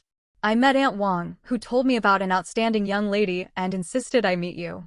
When I saw you, I truly think you are as beautiful and remarkable as she described. Rest assured, I will treat you well. Everything Aunt Wang promised is genuine and will be honored fully. Flattered by his compliments, Miss Chin bowed her head shyly. Ningqinghe shook her head inwardly. Would this young woman really fall for his words? System, if this man is truly as well off, why is he unmarried in Beijing? Ningqinghe asked silently in her mind. The system answered promptly. Host, your suspicion is correct. This man was previously married in Beijing but got divorced. He has a violent temper and is extremely petty. Whenever things displease him, he would lash out at his former wife. His ex-wife left him because she could no longer bear his behavior. Yet, she came from a powerful family with many brothers. They confronted this Comrade Zhang, and word of his domestic violence spread far and wide. Decent families in Beijing refused to give their daughters to him. Yet he looked down on poorer families.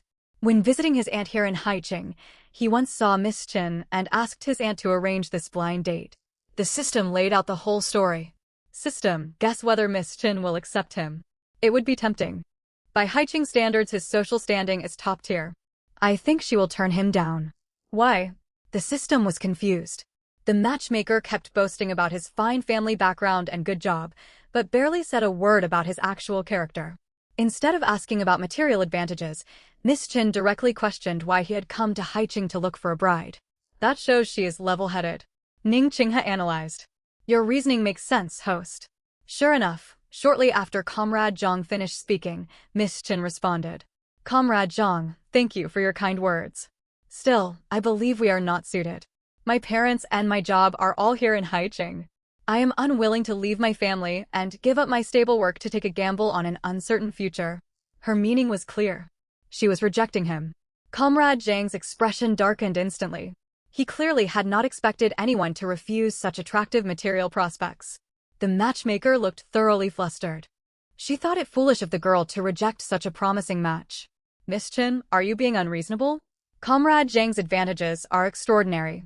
Here in Haicheng you would only marry an ordinary factory worker. You will never get another chance like this. The matchmaker tried to persuade her, yet Miss Chin stood firm. Aunt Wang, thank you for your kindness. Beijing is far too big for me. Haicheng suits me better. Aunt Wang, since she is not interested, let us go. Dropping his pretense of gentle politeness, Comrade Zhang stood up and walked away. The matchmaker shot Miss Chin a look and hurried after him. By then Ningqinghe had finished her meal. She wiped her mouth, walked over to Miss Chin, and gave her a thumbs up. You have excellent judgment. Not everything that glitters is gold. Some people look wonderful on the surface yet are deeply flawed underneath. Ningqinghe praised her. Little did the young woman know that by refusing this violent-tempered man, she had avoided great misfortune. Marrying a man prone to violence could ruin a woman's whole life. Miss Chin did not know Ningqinghe and failed to grasp her meaning. Without further explanation, Ningqinghe turned and left the state-run restaurant. System, I told you she would reject him. I won.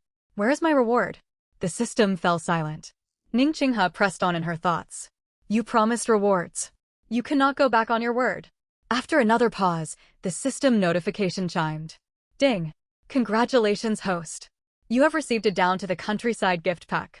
System, I was just complimenting you and you give me a countryside relocation gift pack? Are you reminding me I will have to go to the countryside? Not at all.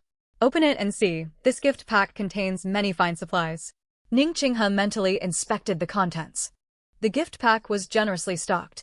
2 quilts, 2 cotton padded jackets, 2 pairs of deerskin boots, 2 rabbit fur scarves, 2 pairs of rabbit fur gloves, 2 enamel basins, 1 aluminium lunchbox, a complete set of cooking ware, 1 thermos flask, 10 pairs of work gloves, 1 sun shading straw hat, 2 pairs of rubber liberation shoes, 5 towels, 5 sets of toothbrushes and toothpaste, 100 packs of tissue paper, 1 carton of sanitary napkins, 2 sets of work clothes, and 50 various ration coupons.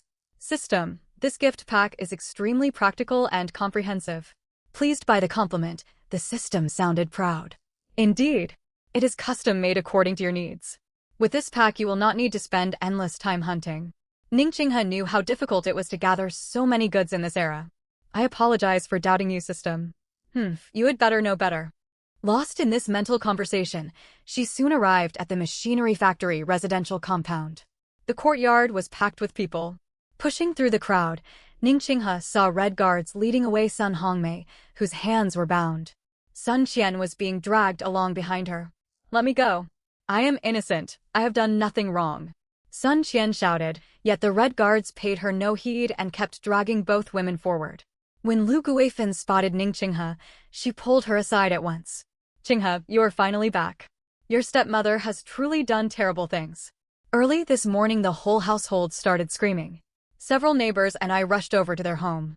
Good heavens, your entire house had been stripped completely bare, not even a needle left behind.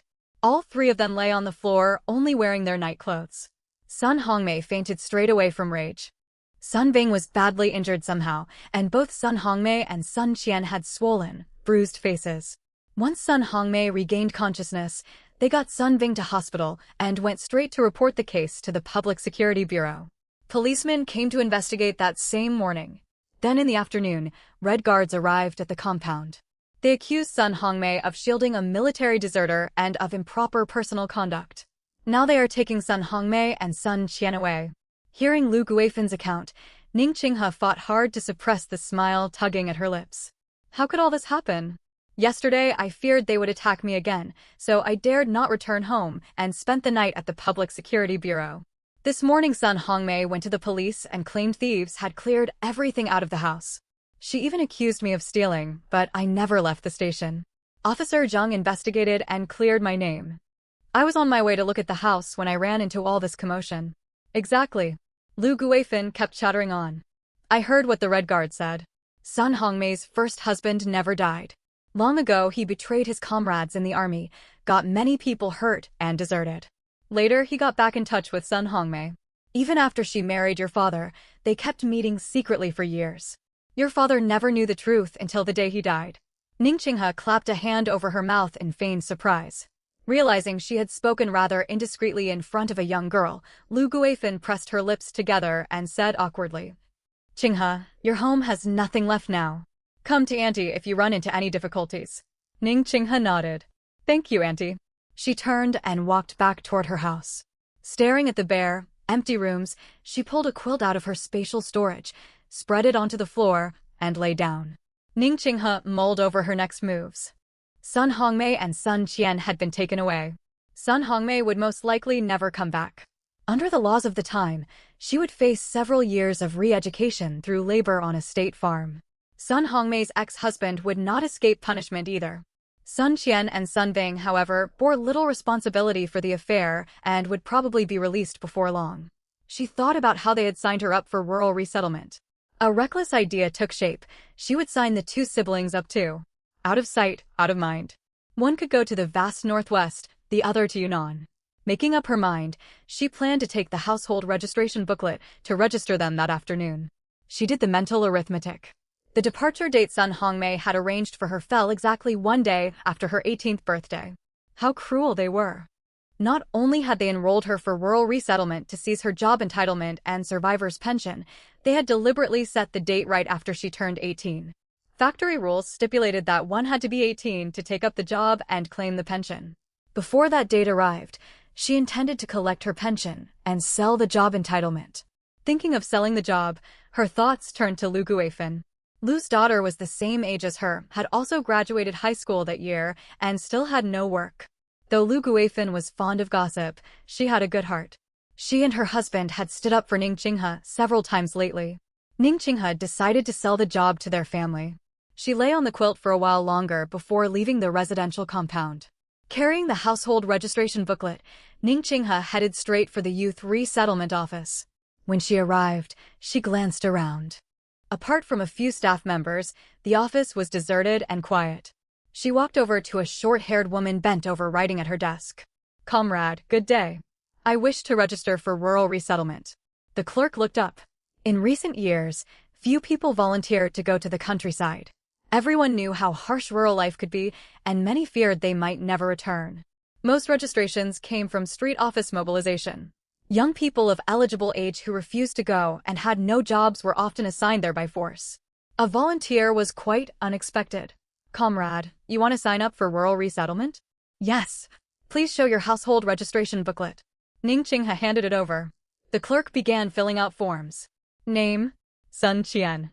Ning Qinghe suppressed a flicker of satisfaction as the clerk wrote Sun Qian's name onto the registration form. "Comrade, I want to go to the Great Northwest." The clerk stared at her in disbelief. "Are you certain you want the Great Northwest?" Ning Qinghe nodded firmly. "Yes." Without further questioning, the clerk filled in Northwest under destination. "My elder brother was injured and could not come in person. He also wants to go to the countryside and asked me to register on his behalf." The clerk said nothing, took out his second form, and wrote down Sun Bing's name. Standing before the desk, Ning Qinghe spoke in a calm, earnest tone. "Comrade, my brother is eager to contribute to the construction of our motherland's borderlands. It has long been his dream.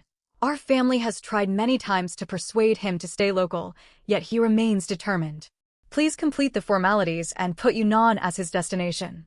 Holding her pen, the short-haired clerk slowly lifted her eyes toward Ning Qinghe. Her lips parted, and she hesitated, on the verge of warning her how difficult life would be on the remote frontier. Yet regulations were clear. No one could obstruct voluntary applications for rural support. After a moment's pause, she said nothing more. She bent her head, filled in Yunnan as the destination, double-checked all details, and finished the registration. Ning Qinghe took the completed papers, verified them, and walked out of the office. 2 full days had passed since she had transmigrated into this 1970s world. She had not yet really experienced the streets and daily life of the era. Now that she was living within this planned economy period, she wanted to soak in the atmosphere. Supply and marketing cooperatives and department stores embodied the spirit of those times. It would be a waste not to see the unique goods and everyday bustle for herself. Following the original host's memories, she set off toward the town's supply and marketing cooperative. Pedestrians filled the streets, dressed in typical period clothing. Men and women mostly wore navy blue or gray Zhongshan suits, army green trousers, and white Dacron shirts, paired with black liberation shoes. Young women sported either neat short bob cuts or tidy braids. People's faces bore simple sincerity, their eyes clear, their manner honest and down-to-earth, embodying the plain-spoken spirit of the age. Soon she reached the entrance of the cooperative. Lively chatter drifted out from inside. The large building bustled with townsfolk and nearby villagers shopping for supplies. Ning Qinghe was filled with curiosity. She had imagined an austere, quiet place, yet it hummed with as much activity as a modern-day shopping mall, rich with worldly atmosphere. She stepped inside and wandered slowly.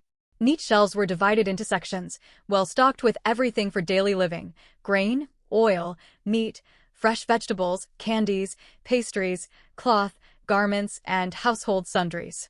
She browsed casually and stopped before the pastry counter. Behind the glass lay neat baskets of golden, crisp walnut shortbread, one of the most popular affordable treats of the time. As she looked on, she overheard 2 young girls talking beside the counter. The short-haired girl gazed longingly at the pastries. These walnut shortbreads smell amazing. Of all the pastries I have ever tasted, nothing beats them. Beside her, the girl with twin braids and a clean shirt curled her lip with a touch of pride. Your taste is so limited. There are far better pastries. When I visited my aunt in Beijing, I tried Napoleon cake soft layered pastry with rich fillings. Walnut shortbread cannot compare. Right after their conversation ended, a familiar system notification echoed inside Ning Qinghe's mind. Ding! Host has received 5 boxes of vintage walnut shortbread, 5 Napoleon cakes. Her eyes flickered in quiet surprise.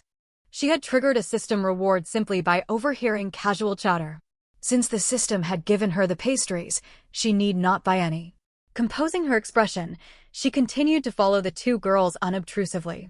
Having bought a small bag of shortbread, the girls walked toward the fabricant clothing counter. Newly arrived pink floral dacron blouses hung on racks. Bright-colored and fashionable, they stood out against the sea of dark-toned garments. The short-haired girl pointed excitedly. Xiao, look. This pink floral blouse is gorgeous. We rarely get such pretty styles here. Xiao, the braided girl, glanced at it indifferently, full of conceit. It is nothing special. I already own several blouses like this and am tired of them. My aunt brought me several new woolen coats from Beijing not long ago. The short-haired girl's eyes widened in astonishment. Really? I heard a pure woolen coat costs 70 to 80 yuan, several months' wages for ordinary people. Your aunt spoils you so much. Chin tilted upward, Xiao preened. Of course she does. Besides the woolen coat, she gave me soft sheepskin ankle boots, light and warm for winter. You cannot buy them here. Ding! Host has received 10 vintage woolen coats, 10 pairs of sheepskin ankle boots. Ning Qinghe remained impassive and kept listening. Xiao went on boasting. That is not all. Last month my elder brother went on a business trip to the city and brought me top brand vanishing cream and clam hand salve. They moisturize skin wonderfully against autumn and winter dryness. The short-haired girl sighed with envy. You are so lucky. Your brother is wonderful to you. Xiao smiled more complacently. My whole family dotes on me. Father said once he gets industrial coupons next month, he will buy me a Plum brand wristwatch. Good heavens. A wristwatch is a major purchase. How favored you are, the short-haired girl exclaimed. System alerts sounded one after another. Ding! Host has received 10 Plum brand wristwatches, 100 jars of vintage vanishing cream, 100 tins of clam hand salve. Ning Qinghe stayed calm despite the stream of rewards. After the two girls left the cooperative, she did not follow them out. She continued strolling past shelves, observing period-era goods and soaking in the atmosphere, until she reached the meat counter at the back of the building. A queue had formed. People held meat coupons, waiting to buy fresh meat. 2 middle-aged women chatted while waiting in line. The older woman sighed, staring at the pork behind the glass. My eldest son is home on military leave. I came specially to buy meat so I can cook something nourishing for him. Her companion replied at once, he certainly deserves good food. Military training is grueling. What a fine son you have. Pride shone on the older woman's face. Indeed. He has a huge appetite and immense strength. Sending him into the army gave him a solid future. Back home, he was unbelievably strong enough to knock an ox down with one punch. The other woman looked amazed. Wow, what natural talent. That sort of strength will serve him well in the army. He is bound to advance far. Pleased by the praise, the older woman said smugly, naturally. My eldest son will go far. Ding! Host has obtained permanent skill, superhuman strength. The skill settled silently inside her. Ning Qinghe's expression did not change as she listened on. Both women turned their eyes toward the displayed pork and murmured. The pork today does not look as good as last time, the older woman remarked. Her companion nodded. I agree. It is less fresh and the fat-to-lean ratio is uneven. The previous batch was wonderful, fresh and tender. I bought 5 jin then and my children ate happily. Ding! Host has received supplies, 200 jin of premium quality fresh pork. The meat was deposited straight into her spatial storage. Oblivious, the two women kept chatting. The younger woman sighed. Has your daughter found work this year? Not yet. She stays idle at home. Jobs are scarce, answered the older woman, looking worried. Mine also has no work, the younger woman gave a bitter laugh. There are too few job openings and too many young people competing. Those who cannot secure formal work risk being assigned to rural resettlement before long. That is true, sighed the older woman. No one wants their children to suffer out in the countryside at such a young age, yet policy leaves us little choice. They lamented over jobs and resettlement as the queue moved forward. Soon it was their turn. Dressed in a clean work uniform, the butcher held a cleaver and a steelyard. Which cut? How much? Have your coupons ready. Stepping forward, the older woman said, the meat is nothing special today, but my son is home. Give me 2 gin of streaky pork, more lean than fat. She carefully pulled 2 meat coupons out of her pocket and handed them over. The butcher took the coupons, sliced off a piece, and weighed it. Exactly 2 gin. He wrapped it swiftly in oil paper and passed it across. I will take 1 gin of lean meat, said the younger woman. My children crave meat. A small meal will do. She handed over her coupons. The butcher cut, weighed, and wrapped the meat efficiently. After paying, they lingered by the counter. One must make do. Supplies are tight. We are lucky to get any meat at all, the younger woman sighed. Coupons and goods are scarcer this year than before. I just hope my son enjoys his meal during this leave, agreed the older woman. They briefly returned to the topic of jobs. What will you do if your daughter gets assigned to the countryside? What can I do? We must abide by policy. One cannot defy official arrangements, came the helpless reply. Indeed. Ordinary folk have no option but to follow state policy. They exchanged troubled glances, took their oil paper parcels, and walked out. The queue kept moving and the meat counter remained busy. Ning Qinghe continued wandering through the cooperative, past the meat counter to the daily goods section. Many local housewives and young wives stood there, clutching coupons and selecting household necessities. Near one counter, 3 well-dressed middle-class women chatted in low voices, competing. The woman with a low-tied braid spoke first. My husband went on a business trip to the provincial capital recently and brought me a pair of genuine warrior rubber-soled shoes. Tough, waterproof, hard to come by in this town. The round-faced woman dismissed her boast. Rubber shoes are nothing. My husband's relative works in a factory. He gave me a brand new butterfly brand sewing machine. No more hand-sewing clothes and bedding. Such a convenience most families can only dream of. The third woman looked on admiringly. You are well off. Sewing machines are luxury goods, hard to obtain even with money and coupons. Enjoying the admiration, the round-faced woman added proudly. That is not all. We own a brand new Phoenix bicycle. My husband rides it to work, and I take it to market days. Extremely convenient. Ding. Host has received 20 pairs of Warrior rubber-soled shoes, 5 Butterfly brand sewing machines, 5 Phoenix brand bicycles. Ning Qinghe walked slowly onward, her composure unbroken, and kept listening. Unwilling to be outshone, the braided woman spoke again. Those are only household items. My husband got a pay rise and bonus coupons, so I have a pair of Dacron trousers, smooth fabric that resists dust and wrinkles, far nicer than ordinary cloth trousers.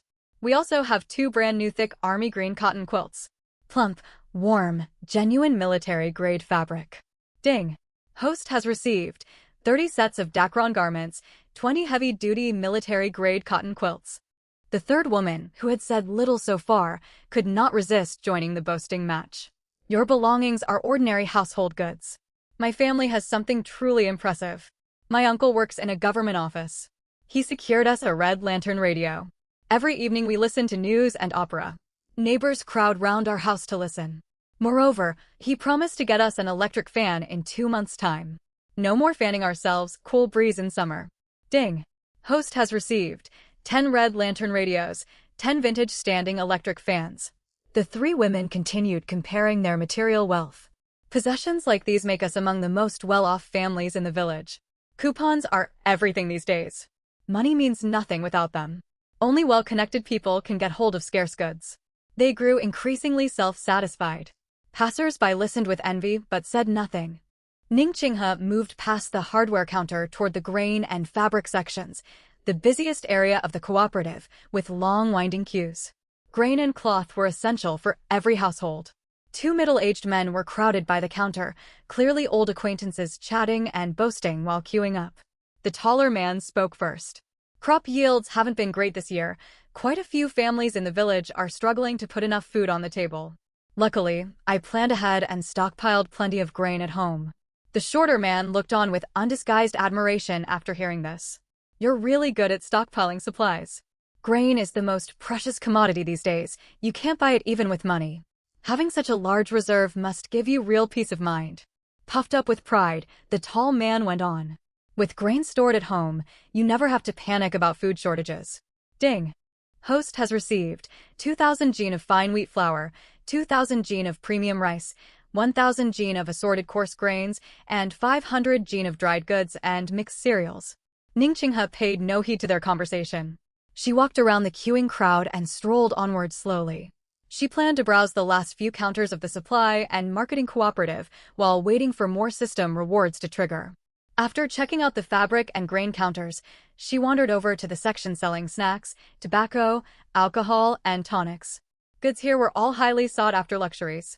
Ordinary people could rarely afford them, mostly purchasing these items only for visiting relatives during festivals or currying favors to get things done. Two neatly dressed middle-aged men, seemingly family members of town employees, leaned against the counter and chatted away. One man wore a grin as he began talking. My family's been lucky lately. My work unit handed out generous welfare packages, stuffed with hard-to-come-by goods. I got 2 cartons of Qianmen cigarettes and 2 bottles of sorghum liquor. Both are top-tier supplies you can't purchase freely no matter how much money you have. The other man sighed with envy. Qianmen is premium tobacco and pure sorghum liquor is solid bargaining material. Your workplace benefits are incredible. Tobacco and alcohol are in extreme shortage right now. They work wonders as gifts or tokens for handling official errands. The first man grew even more smug and continued bragging. That's not all. I've also hoarded fruit drops, milk candies, and hard candies that a contact brought back from the provincial capital a while ago. My kids hardly get to taste them. I save every piece for receiving guests or gifting to others to uphold our family's standing. Ding! Host has received 50 cartons of Qianmen cigarettes, 50 bottles of grain-brewed sorghum liquor, 200 gene each of vintage fruit drops and milk candies. Ning Qinghe kept a blank expression and listened quietly to their banter. Not to be outdone, the second man cut in immediately. Your tobacco, alcohol, and sweets are nothing special. My father-in-law went on a business trip out of town recently and brought back high-grade medicinal tonics, ginseng, wolfberries, red dates, and longan, all premium dried medicinal ingredients. He even managed to get genuine wild mountain ginseng roots. These are items the supply and marketing cooperative never displays openly. Most common folks won't ever lay eyes on them. The elderly members of my household with poor health rely on these tonics year-round to maintain their physical well-being. He tilted his chin upward, his tone swelling with arrogance. Any single tonic I own is far more impressive than most families' New Year provisions. Hardly anyone else can afford to stock medicinal dried goods for long-term use like my family does. Ding! Host has received 20 wild old mountain ginseng roots, 200 gene each of premium dried wolfberries, red dates, and longans, plus 50 complete sets of blended medicinal dried tonic packs. The pair kept one-upping each other in their conversation. Having access to tobacco, sweets, and medicinal tonics is what marks a truly well-off household these days. Exactly. Villagers go an entire year without tasting a single candy, let alone ginseng or liquor. Working a formal job in a government work unit certainly has its perks, better benefits, and more connections to source rare goods. They talked animatedly, their faces brimming with a strong sense of superiority. Several townsfolk standing nearby hoping to buy candies listened on silently, sighing helplessly without daring to interject. Consumed by envy, they stood watching. In this era of severe material scarcity, cigarettes and liquor functioned as vital currency for resolving affairs. Candies were the greatest joy for children. And wild medicinal ginseng was an invaluable treasure unattainable for ordinary people even with cash. Having finished viewing these 2 counters, Ning Qinghe did not linger. She turned slowly toward the final hardware and farm tool counter to finish touring the entire cooperative premises. The last counter stocked farming implements and metal wares, yet there were no customers around. Ning Qinghe exited the supply and marketing cooperative after finishing her rounds, elated deep down inside. She had not expected so many people fond of showing off their possessions inside the cooperative. A simple stroll had netted her a massive haul of supplies. People of this generation were honest enough in nature, yet quite a number were undeniably prone to boasting. Bursting with newly acquired stock stored in her spatial inventory, Ning Qinghe was eager to return home and tally up all her goods. However, the moment she pushed open her front door, all her good mood evaporated. Sun Qian and Sun Bing were both inside her house. Sun Qian had been detained by the Revolutionary Committee earlier that day, but Sun Hongmei had taken full responsibility for the incident, securing her release without her children knowing the truth. Meanwhile, Sun Bing had been chased out of the hospital. His medical bills went unpaid with no one to cover his costs. With nowhere else to go, the siblings had trundled back to the machinery factory's staff dormitory compound. They ran into each other upon entering the courtyard and headed back to the family home together. Reflecting on the string of misfortunes that had befallen them over the past few days, the pair grew increasingly suspicious. They were convinced Ning Qinghe was the root cause of all their troubles. Everything had been perfectly fine before Ning Qinghe started standing up for herself. Ever since then, misfortune had struck their family one after another. Now their mother Sun Hongmei was detained and very likely to be sent to a reclamation farm for labor reform, and their home had also been robbed. The siblings were left with no idea how to move forward. Rage bubbled up within them, and just at that moment, Ning Qinghe walked through the door. "You wicked girl! How dare you come back here?" Ning Qinghe faced the brother and sister without a flicker of fear. She might have worried about being overpowered by them that morning, but she felt utterly fearless now. She had just obtained a superhuman strength ability, and these two would serve as perfect test subjects for her new power. She fixed her gaze on the pair. "This is my home. What reason do I have to stay away? The real question is how the two of you have the gall to show your faces here. I trust you haven't forgotten that your father is still alive and suffering because of your mother's poor choices." Every word struck a raw nerve for Sun Qian and Sun Bing.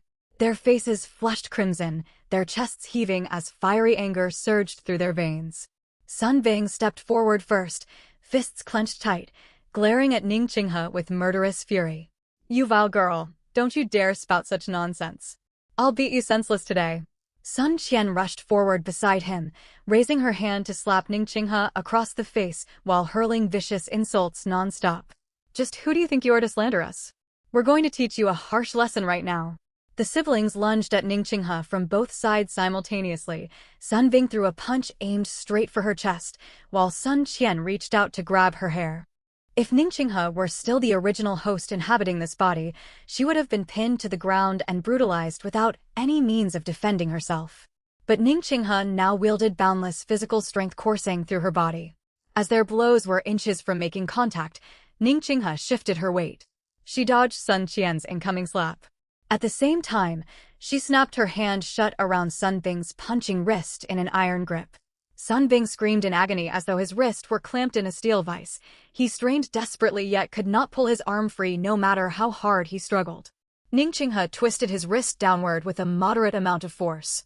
Sun Bing let out a sharp cry of pain, stumbling forward involuntarily and crashing heavily onto the dirt floor. Seeing her brother collapse, Sun Qian flew into a panic and kicked hard toward Ning Qinghe's lower leg. Ning Qinghe sidestepped the kick effortlessly, seized Sun Qian's ankle, and lifted it slightly. Sun Qian lost her balance immediately and crashed onto the ground right beside her brother with a heavy thud. In mere seconds, the two people who had charged at her threateningly lay writhing on the ground. Their bodies were throbbing with dull pain. Refusing to concede defeat, they braced their hands against the ground to push themselves back up for another attack.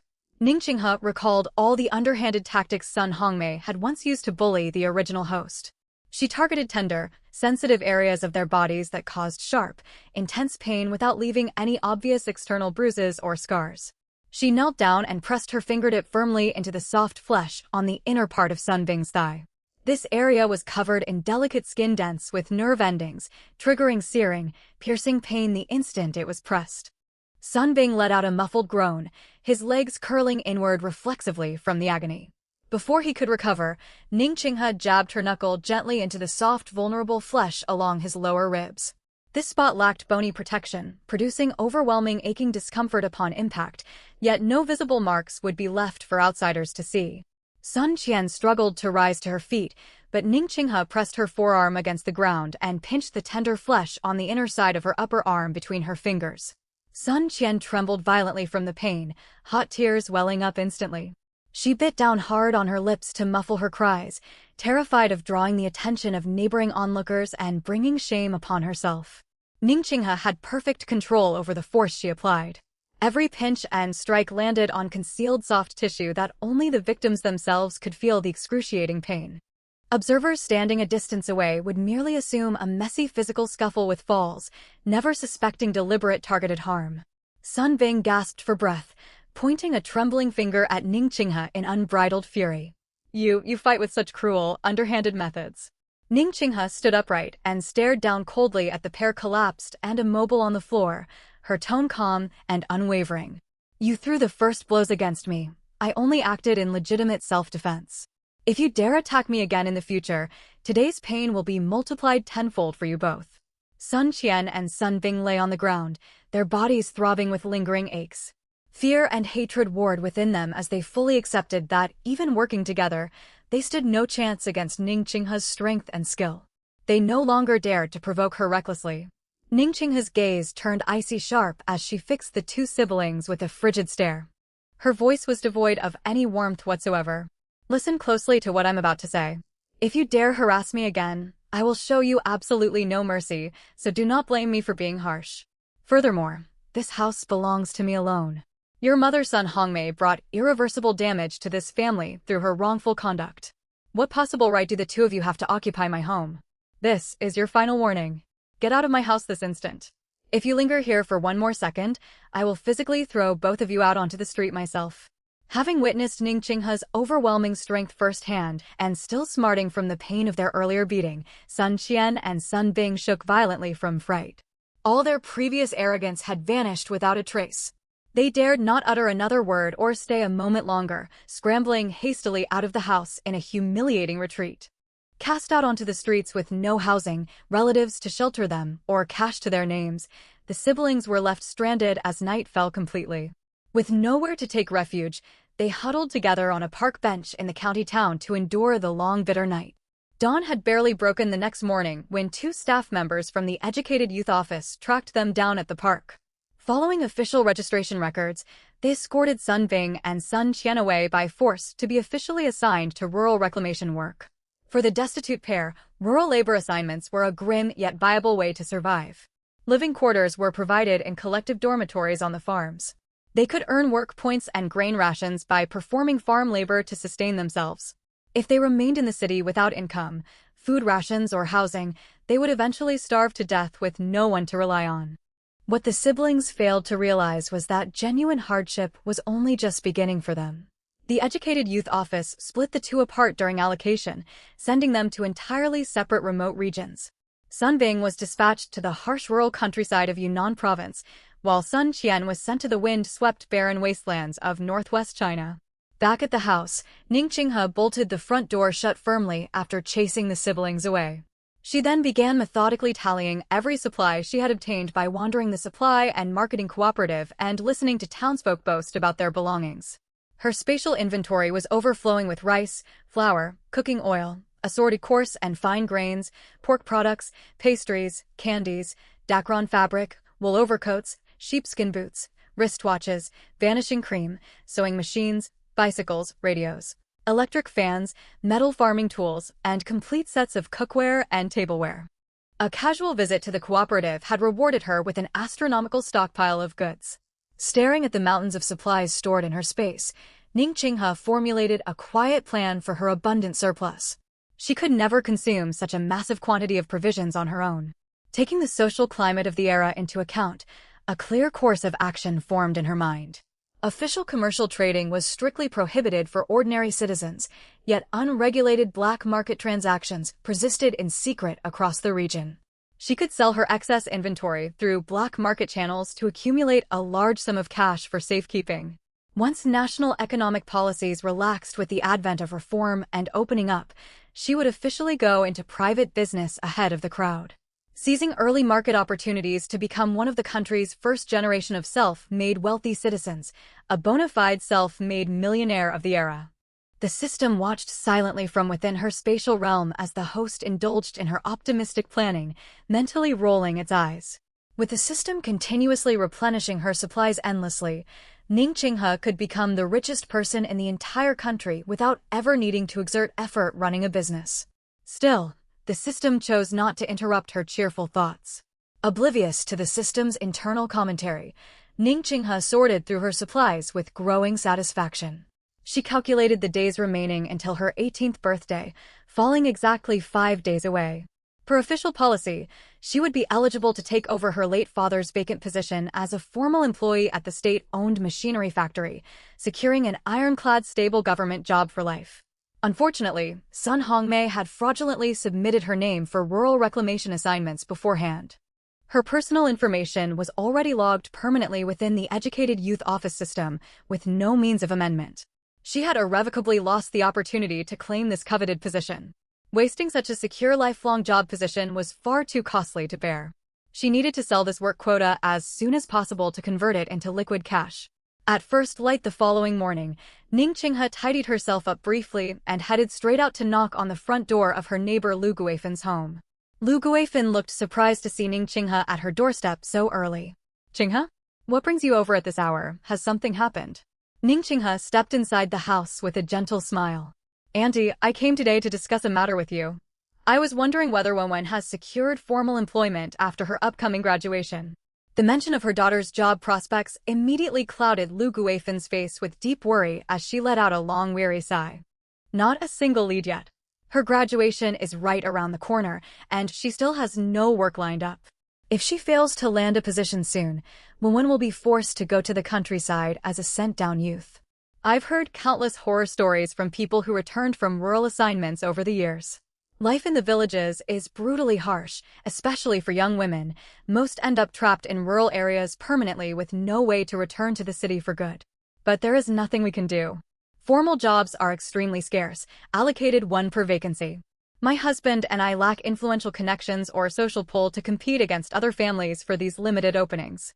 Observing her neighbor's dejected expression, Ning Qinghe spoke slowly and sincerely. "Auntie, you're aware my father left me a formal staff position at the machinery factory upon his passing. However, Sun Hongmei secretly registered my name for rural reclamation behind my back. I've already visited the Educated Youth Office to inquire, and the official roster is finalized with no room for revision. I will never be able to take up this factory post, so letting this valuable work quota go to waste would be a terrible shame. I was thinking of transferring this job slot to Wenwen instead, which would spare her the hardship of rural labor." Lu Guifan froze on the spot from shock the moment these words registered, grabbing Ning Qinghe's hands tightly in hers. "Qinghe, is what you're saying really true?" Her initial elation faded quickly into heartache for the young girl, hesitation flickering across her features. "But child, what will become of you? Your parents are no longer with you, leaving you all alone. Being sent to remote rural regions is incredibly dangerous for a girl by herself. Let me talk your uncle into using whatever connections we have to petition the Educated Youth Office and remove your name from the sent-down roster." Ning Qinghe shook her head softly. "Auntie, those administrative records are locked in place. No amount of pleading can alter them now. I've long since made peace with this outcome. It would be such a waste to discard this job opportunity entirely. Rather than selling the quota to an unknown outsider, I would much prefer it go to your family. Your husband and you repeatedly shielded me and fended off Sun Bing and his sister whenever they came to harass me at home. I have never forgotten that kindness you showed me, and I want to repay that goodwill however I can." Lu Guifan's heart warmed and ached simultaneously looking at the thoughtful, grateful young girl before her. She and her husband had only stepped in to help their vulnerable young neighbor out of basic human decency, never expecting the girl to hold on to that small favor for so long. This sensible, grateful child had endured such a cruel fate, orphaned at a young age, targeted by malicious schemes, and now condemned to rural hardship. Lu Guifan's eyes stung with suppressed tears at the thought. "That cruel woman, which rural region did she sign you up for?" "Heilongjiang Province," Ning Qinghe replied truthfully. Lu Guifan's face paled instantly, overcome with a mix of rage and sorrow. "She is utterly vicious. Heilongjiang is frigid all year round, with temperatures plummeting to dozens of degrees below zero in winter. This was never a legitimate assignment for you to perform rural labor. She intended for you to suffer through deadly freezing conditions out of malice." Ning Qinghe offered a faint, helpless smile. "There was nothing I could do to stop it by the time I uncovered her scheme. All paperwork had been finalized." Overwhelmed with guilt and sympathy for Ning Qinghe, Lu Guifan made an immediate offer. "I will gather a collection of cloth coupons and grain coupons for you to take with you to Heilongjiang. Daily necessities are extremely scarce out there, and those coupons will let you exchange them for grain and fabric to make your life marginally easier." Ning Qinghe did not decline the gesture, recognizing the sincerity behind Lu Guifen's generosity. The two women worked out every specific detail of the arrangement, agreeing to complete the official job transfer paperwork with Zhao Wenwen on the day Ning Qinghe turned 18, 5 days later. Once their discussion concluded, Lu Guifen walked into another room and returned with 1,000 yuan in cash. Pressing the money solemnly into Ning Qinghe's hands, Ning Qinghe carefully stowed the cash and paper coupons deep inside her inner pocket against her body for safekeeping. Lu Guifen invited her to stay for a home-cooked meal, which Ning Qinghe politely turned down. Every household endured strict food rationing and extreme frugality in this era. No family had surplus food to spare, and she refused to burden their household by consuming their limited food supplies for free. After bidding farewell to Lu Guifen, Ning Qinghe stowed the cash notes into her spatial storage and stepped out of the machinery factory compound. Now equipped with cash, grain, supplies, and various coupons, she walked with complete confidence. She headed straight for the state-run restaurant on the main street. The restaurant was unusually quiet that day. There were no blind date gatherings nor groups of guests chatting and bragging. A flicker of disappointment crossed Ning Qinghe's mind as she failed to trigger any new system rewards. She picked a vacant table and ordered a serving of braised pork together with a bowl of steamed white rice. The meal was served shortly afterwards. Chunks of solid streaky pork glistened with a bright reddish hue, rich oily aroma filling the air, tender and juicy without being greasy. Unlike modern meat seasoned with countless artificial additives, ingredients from this era were pure, clean, and hearty, boasting an authentic, mellow natural flavor. Ning Qinghe savored each mouthful of rice paired with the savory pork, eating to her heart's content until every bit of food was gone. She set down her chopsticks and bowl, ready to settle the bill, when two middle-aged men in cadre uniforms walked through the restaurant entrance. Each carried an enamel mug in hand, apparently stopping by for a meal and a rest after finishing their work shift.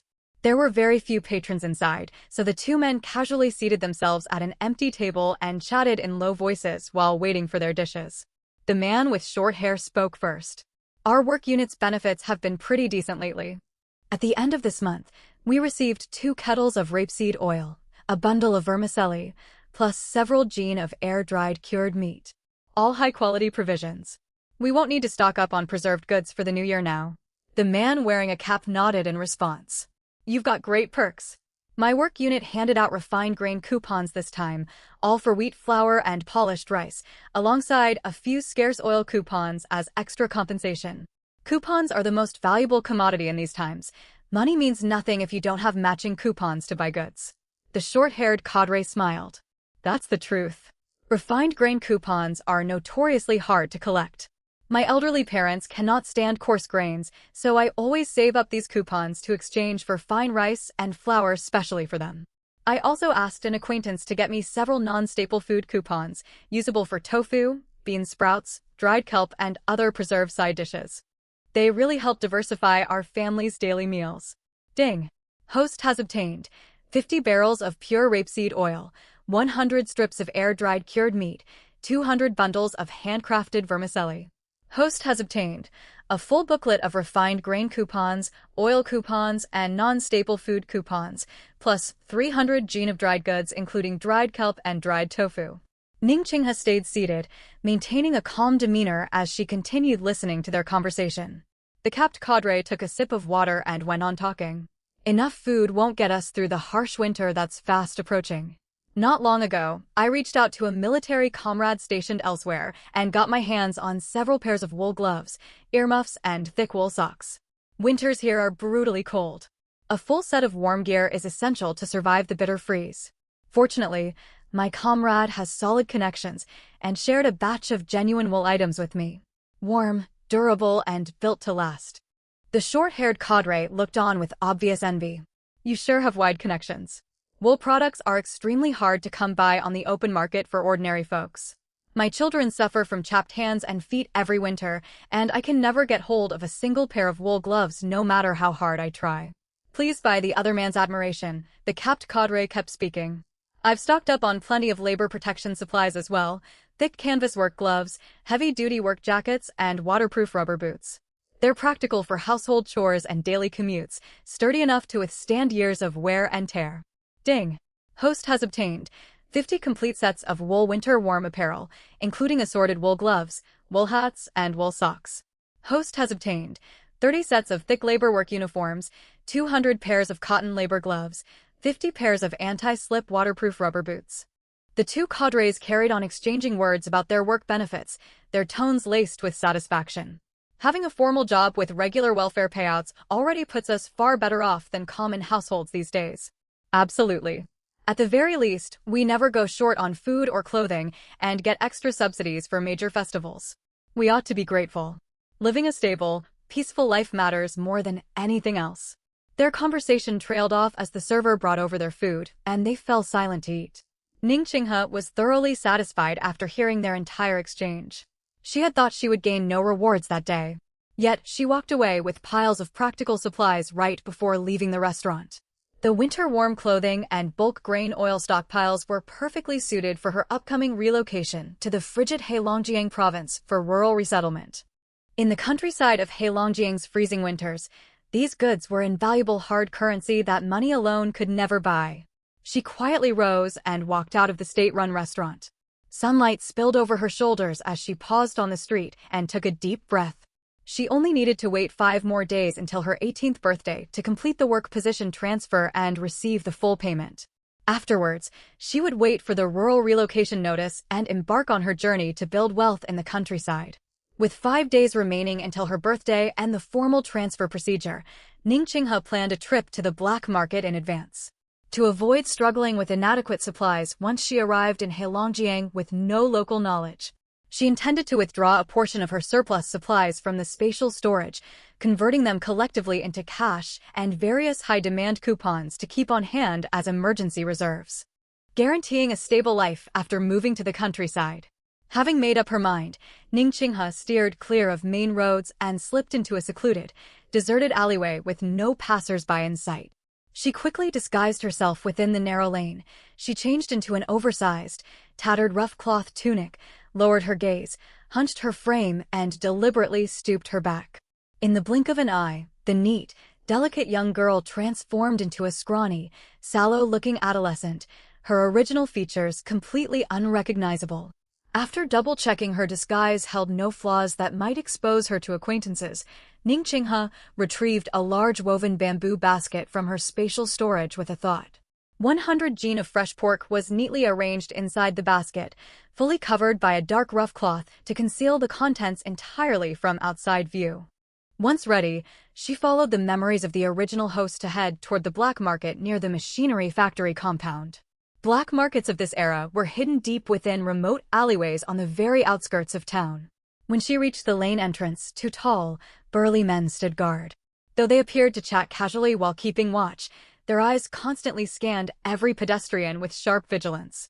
They were tasked with guarding the black market gate, screening strangers, and collecting entry fees. Ning Qinghe walked forward with the basket slung over her back. One of the men shot her a glance and spoke up. "Buying or selling goods?" Ning Qinghe lowered her voice, forcing a husky, neutral adolescent tone. "Selling. 20 cents entry fee for sellers." Ning Qinghe pulled 20 cents from her pocket and handed it over. The man pocketed the money without further questioning and stepped aside to let her pass. Past the narrow lane lay a private courtyard, the actual trading ground of the black market. A crowd lingered inside, scattered in small clusters, every person speaking in hushed tones. Buyers, sellers, and those haggling over prices all moved quickly and cautiously amid a stifling, wary atmosphere. No one dared draw attention, fearful of being arrested for speculative trading by the patrol inspection squad.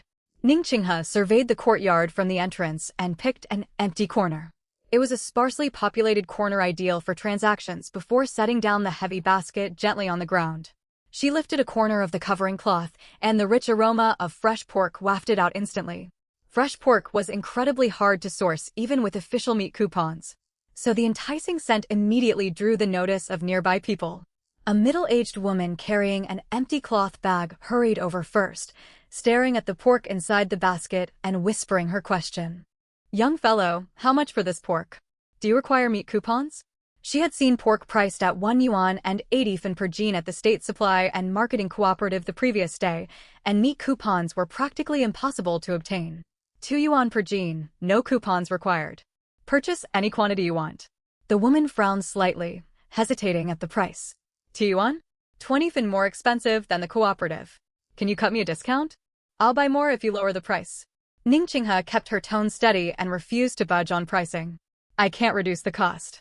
The cooperative has cheaper rates, but demands coupons you cannot get. My pork is available for immediate purchase without any coupons.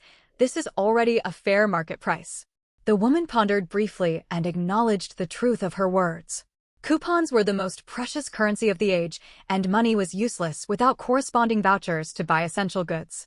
Uncertified pork with no coupon requirements would never struggle to sell out. She stopped bargaining and gave her order directly. Wrap up 5 jean for me. Ning Qinghe pulled a small portable steelyard stowed beside the basket, weighing, cutting, and wrapping the meat with swift, deft movements. Barely had she finished the transaction with this woman when the surrounding crowd caught wind of the pork scent and their exchange, swarming around her at once. Everyone knew how scarce coupon-free pork was, and no one attempted to haggle further. Customers ordered 3 jean, 4 jean, 5 jean apiece, scrambling to complete their purchases. In mere moments, the full 100 jean of pork in the basket was completely sold out. Ning Qinghe gathered her loose cash, slung the empty basket over her shoulder, and left the courtyard to return to the quiet alley once more. She fetched another basket brimming with premium polished rice from her spatial storage, arranged the grains neatly, and covered the top with rough cloth. Before heading back into the black market, she made sure everything looked tidy. Upon re-entering the courtyard, she lifted the cloth to reveal plump, pearlescent high-grade polished rice, catching the eyes of every onlooker instantly. Young man, what's your price for this rice? No coupons needed. 1 yuan and 80 fin per jean for polished rice, spot goods with no coupon requirements. None of the people present tried to negotiate the price. They were fully aware that polished rice cost 1 yuan and 50 fin per jean at official supply stores, which frequently ran out of stock entirely. Her top-quality rice sold without vouchers, making the 1 yuan 80 fin price more than reasonable. Shoppers flocked to place their orders without delay, 5 jean for some, 10 jean for others, and large households purchased 20 jean in a single go. Transactions proceeded at a rapid pace, and the second basket of rice was sold out in short order. Ning Qinghe secured all her earnings and prepared to leave the black market with her empty basket. Just as she reached the courtyard exit, a tall, stern-faced man stepped forward. The big man spoke with a blank expression. Our boss wants to see you. Come with me. Ning Qinghe's expression remained calm, unfazed by the encounter. She had moved such large volumes of high-quality coupon-free pork and rice in plain sight, inevitably drawing the notice of management. She offered no resistance and nodded faintly. Lead the way. The burly man turned to walk ahead as her guide. They weaved through the trading crowd and down a tangled network of narrow alleys until they reached a standalone bungalow tucked deep within the black market compound. A man in his early 30s sat inside the room, tall and poised with a sharp gaze, the undisputed ruler of this black market, known to all locals as Dao Ge. The escorting man bowed his head respectfully upon entering. Dao Ge, I've brought the person you requested. Ning Qinghe greeted him with proper etiquette, giving a slight nod of her head. Greetings, Dao Ge. Dao Ge waved a hand casually, his gaze fixed firmly on Ning Qinghe as he spoke in a level tone. No formalities needed. I've seen the pork and rice you sold today. Ultra fresh, top-tier quality, far superior to regular goods circulating on the black market. I have one question. Do you still possess stock of goods of this standard? Ning Qinghe answered truthfully. I have very little pork left, but I still hold substantial reserves of polished rice. Coarse grains and mixed cereals, totaling roughly over 1,000 jean in weight. Dao Ji's eyes lit up immediately, a satisfied grin spreading across his face. He looked straight at Ning Qinghe and put forward a direct proposal. Selling retail bit by bit wastes your time and draws unwanted attention, putting you at risk of being caught. Sell your entire batch of grain to me in one bulk deal, and I will purchase all stock at a just wholesale price. What do you say? Ning Qinghe deliberated for a split second. A one-time bulk sale would save her trouble. It saved repeated risky trips into the black market while letting her cash out a large sum of money quickly, the optimal solution for her needs. She agreed without hesitation. Deal. The two parties negotiated on the spot, finalizing the purchasing price for each grain variety. They calculated the total payment amount and settled on a time and location for the handover. Midnight tonight, handover at the wooded area outside the city. Cash and goods exchanged simultaneously. Ning Qinghe did not linger any longer and left the black market with her empty basket. Once clear of the market grounds, she ducked into an empty alley and reverted back to her original appearance before wandering along the town streets. Haicheng was a small city yet boasted 4 or 5 official supply and marketing cooperatives in total. Recalling the useful rewards she had earned during her previous cooperative visit, she set off toward the nearest one. She hoped she might trigger more system rewards during another visit. The cooperative she arrived at this time was smaller than the one near the machinery factory compound. It had a lighter stream of foot traffic. Ning Qinghe walked inside to browse. Its product catalog largely mirrored the other cooperative she had visited before. Though fewer customers wandered the premises, several townsfolk still came to purchase daily necessities. She circled the entire store, but she heard no conversations capable of activating her system reward mechanics. Disappointed, she walked out of the cooperative and spotted a crowd gathered across the street. Curious about the commotion, she squeezed into the onlookers at once. At the center stood a young girl in a blue polka dot dress. Her hair was braided into 2 plaits, her wrist gripped tightly by a middle-aged woman. Ning Qinghe had no context for the conflict, so she tapped a woman holding a vegetable basket beside her to ask for details. "Auntie, could you tell me what is happening here?" The woman saw Ning Qinghe was merely a plainly dressed young girl and explained the situation openly. That woman claims this girl is her daughter who ran off to elope with an untrustworthy layabout. The family searched everywhere for weeks before spotting her on the street today. The mother is begging the girl to head home with her now. Another woman watching the spectacle overheard their talk and cut into the conversation. What a handful this girl must be for her family. If she were my daughter, I would not waste energy chasing after her once she left. Ignoring the woman's comment, Ning Qinghe focused her attention on the confrontation at the crowd's core. "Xiao, please come home with me. That young man is no good. You will only suffer hardship if you stay with him," pleaded a woman in her 40s wearing a plain blue blouse. With loosely pinned-up hair, she looked every inch a rural housewife. She clamped a tight hold on the young girl's wrist, who struggled fruitlessly to pull free, beads of sweat dotting her forehead with anxiety coloring her cheeks flushed red. "Let go of me. I have told you repeatedly that I am not your daughter. Xiao, your father fell ill with worry during your absence. Be obedient and come back home with me. I am not Xiao, and I do not know you. Release my hand right now." The girl twisted toward the onlookers. Desperation was thick in her voice. "Please listen to me, everyone. I truly do not know this woman. I was walking peacefully down the street when she suddenly rushed over and grabbed me, insisting I am her missing daughter." Seeing the crowd remain indifferent, she added more proof. "I am telling the truth. My name is Suyen, and I am a local resident of Haicheng." When she saw the girl appealing to the crowd for help, the middle-aged woman's eyes flickered as she burst into feigned sobs, dabbing fake tears from her cheeks for effect. Several onlookers who had begun to grow suspicious dropped their doubts upon witnessing the woman's heartbroken display. Ning Qinghe, standing apart from the main crowd, observed every detail clearly. The woman shed no real tears whatsoever, merely putting on a performative crying act. Moreover, there was no familial resemblance between the two whatsoever. The whole scheme matched the modus operandi of human traffickers she had seen documented in short videos in her previous modern life. The young girl strained against the iron grip, bruising her wrist red. Yet the woman showed zero concern for the injury, something no biological mother would ever do. Ning Qinghe was fully certain this woman was a trafficker. As the onlookers stood by idly, the woman tugged Suyen toward the street exit, the crowd parting to clear a path. Suyen's panic peaked, hot tears streaming down her face as large beads of perspiration rolled down her forehead. "Please believe me. She is a human trafficker. Do not let her take me away. Someone help me." Still no one in the crowd came to her aid. A man even called out dismissively, "Girl, your mother has endured enough hardship on your account. Do not abandon your family over a young man. Go home with her sensibly." Utter despair washed over Suyen in that moment.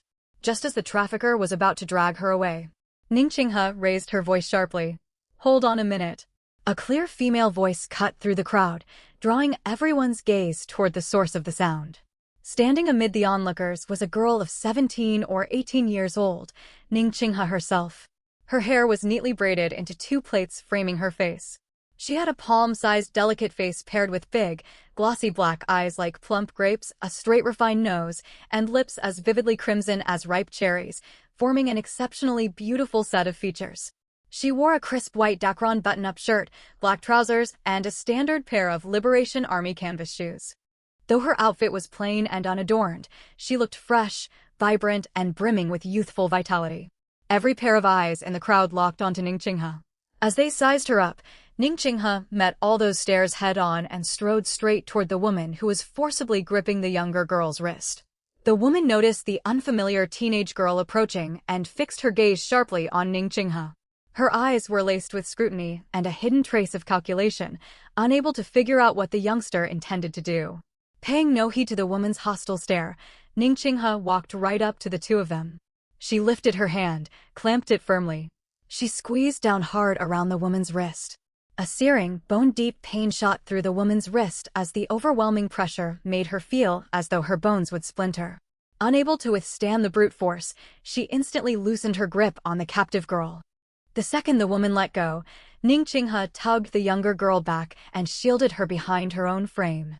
She lifted her eyes, cold and sharp, as she confronted the woman. "She is not your daughter in the slightest. You are a human trafficker." Freed from the woman's grasp, Su Yan scrambled behind Ningqinghe. Overwhelmed with gratitude toward the younger girl who had stepped forward to save her, she mustered her courage and shouted loudly for the whole crowd to hear. "It's true. I don't know her at all.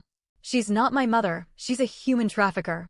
The gathered townsfolk fell into stunned silence before they began speaking up in disapproval. "Girl, you can't go around making wild accusations like this. We all watched this woman weep bitterly, swearing you were her long-lost daughter. Her grief looked utterly genuine. Don't be an ungrateful child and deny your own mother like that." Ningqinghe remained calm amid the public doubt. "You've all been duped. This is the oldest trick human traffickers use. They pretend to be grieving family members.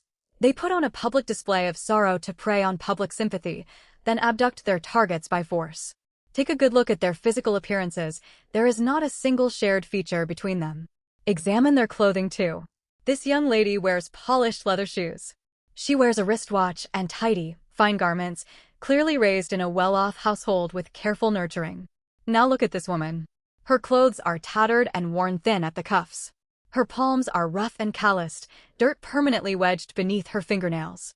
This is clear evidence of a lifetime spent doing grueling manual labor. If they were truly mother and daughter, they would share similar living conditions and habits. How could one be fair-skinned and refined while the other bears the harsh wear of a hardscrabble life?" The onlookers turned back and forth between the woman and Su Yan, studying them closely. It was plain to see how dissimilar they were in both appearance and bearing. Panic washed over the woman, and she rushed to defend herself. "You're lying. She is my biological daughter. My whole family dotes on her, spoils her rotten, and spares no expense to give her the best of everything. We never let her lift a finger for hard work, which is why she's grown up so fair and soft." Ningqinghe let out a cold scoff and fixed the woman with a pointed stare. "You dote on her? I watched you just now, crying all the while squeezing her wrist with brutal force. Look at the bright red bruises wrapped around her skin. What kind of biological mother would hurt her child's wrist this badly just to stop her from running away? You don't care about her well-being. You're terrified your captive will slip away." Her true motives laid bare, the woman's face drained of color. Even so, she stiffened her neck and clung to her lie. "I truly am her mother. I was just frantic with worry after finally finding my missing child. I clung tightly so she wouldn't vanish again. I never meant to hurt her." Ningqinghe pressed her questions slowly and steadily. "Very well. If you are her birth mother, tell us what birthmarks she has, what old injuries she bears, any personal marks only her family would know about." The woman's mouth opened and closed uselessly, stammering without forming a single coherent word. Peeking out from behind Ningqinghe, Su Yan spoke with unwavering certainty. "Stop lying. You know nothing about me, you're just a trafficker." The woman fumbled uselessly, unable to name a single distinguishing trait of Su Yan's body. The crowd finally realized they had nearly fallen for her tearful performance. A middle-aged man in the crowd spoke first, his voice thick with anger. "So she really is a trafficker.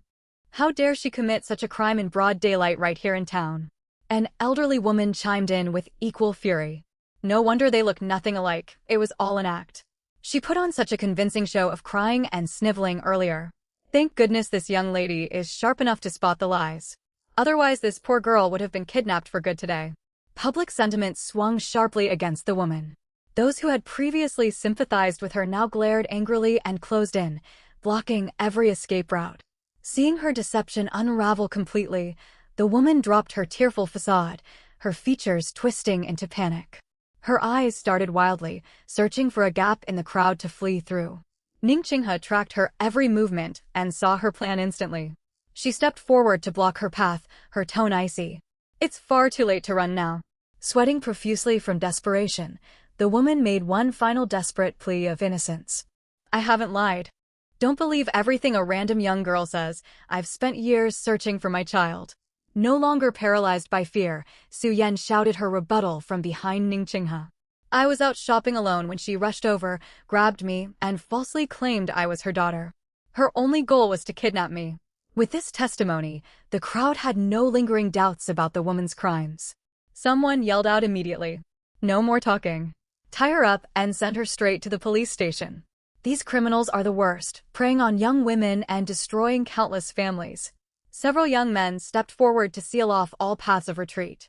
Defeated entirely, the woman stumbled backward, her limbs trembling as she faced the tightening circle of townsfolk. Knowing she could not escape, she begged desperately for mercy. "Everyone, I beg your forgiveness. I acted foolishly out of greed, and I'll never do this again. Spare me this once." No one offered her any compassion. When she put on that pitiful act to manipulate the crowd and abduct Su Yan, she had shown zero mercy to her intended victim. One townsman sprinted off toward the Public Security Bureau to file an official report, while the rest stood guard to keep the woman from breaking free. At that moment, a man in his early 30s lingering in the crowd began to edge backward, his gaze evasive and guilty. Ningqinghe recognized him as the man who had spoken up in defense of the woman moments earlier. They were clearly accomplices. She bolted forward at once and seized the man's wrist. He thrashed violently to break free, shocked to find himself unable to shake off the grip of a teenage girl. Enraged, he pulled a knife from his trouser pocket and lunged it toward Ningqinghe. Several onlookers gasped and squeezed their eyes shut, certain the young girl would be stabbed. Ningqinghe reacted instantly, kicking the blade clean out of his hand with a swift, precise strike. She subdued him in a matter of quick moves. The whole crowd was stunned at how effortlessly she overpowered a grown adult male. Thunderous applause erupted from the surrounding townsfolk. Paying no mind to the cheers, Ningqinghe called out to the crowd. "Everyone come help restrain this man. He works with the human trafficker." A group of helpful young men rushed over to secure the accomplice alongside the woman. Still pale and shaken from the terrifying ordeal, Su Yan visibly trembled from lingering fright. Ningqinghe spoke to her in a soft, soothing tone. "It's all right now. They've been caught." Su Yan lifted her face toward Ningqinghe and burst into relieved tears. "I can never repay you. If you hadn't stepped in, I have no idea where she would have dragged me off to." Shortly afterward, heavy footsteps echoed down the street. Two public security officers hurried through the crowd to reach the center of the commotion. They looked at the surrounded woman and asked for an explanation. "What is going on here? Who placed the emergency report?" The townspeople spoke over one another, recounting the entire incident in full detail. Su Yan also cooperated with the officers, giving a full account of being grabbed and dragged against her will. Confronted with official law enforcement, the woman abandoned all attempts to lie. She hung her head, shaking violently without uttering a single word. Confirming her identity as a human trafficker, the officers pulled out handcuffs and secured her wrists. Brazenly trafficking people in public view is an outrage. You will come with us to the station for formal interrogation. The onlookers let out collective sighs of relief as the trafficker was led away, showering Ningqinghe with praise. This girl is young, but incredibly quick-witted. Most people would have fallen for that woman's tearful performance without a second thought. We're lucky you were here to save this girl today. Ningqinghe only shook her head faintly, saying nothing more. Wherever human traffickers operated, she would intervene and stop their crimes every time she encountered them. With the disturbance resolved, the crowd slowly dispersed. Su Yan looked earnestly at Ningqinghe. "May I have your name? I intend to properly thank you someday." Meeting the young girl's sincere gaze, Ningqinghe replied plainly. "My name is Ningqinghe." Su Yan stared at her with deep gratitude and solemnity. "I truly owe you my life today. I only left home to wander the shops, never expecting to run into a trafficker. I would have been ruined if you hadn't intervened.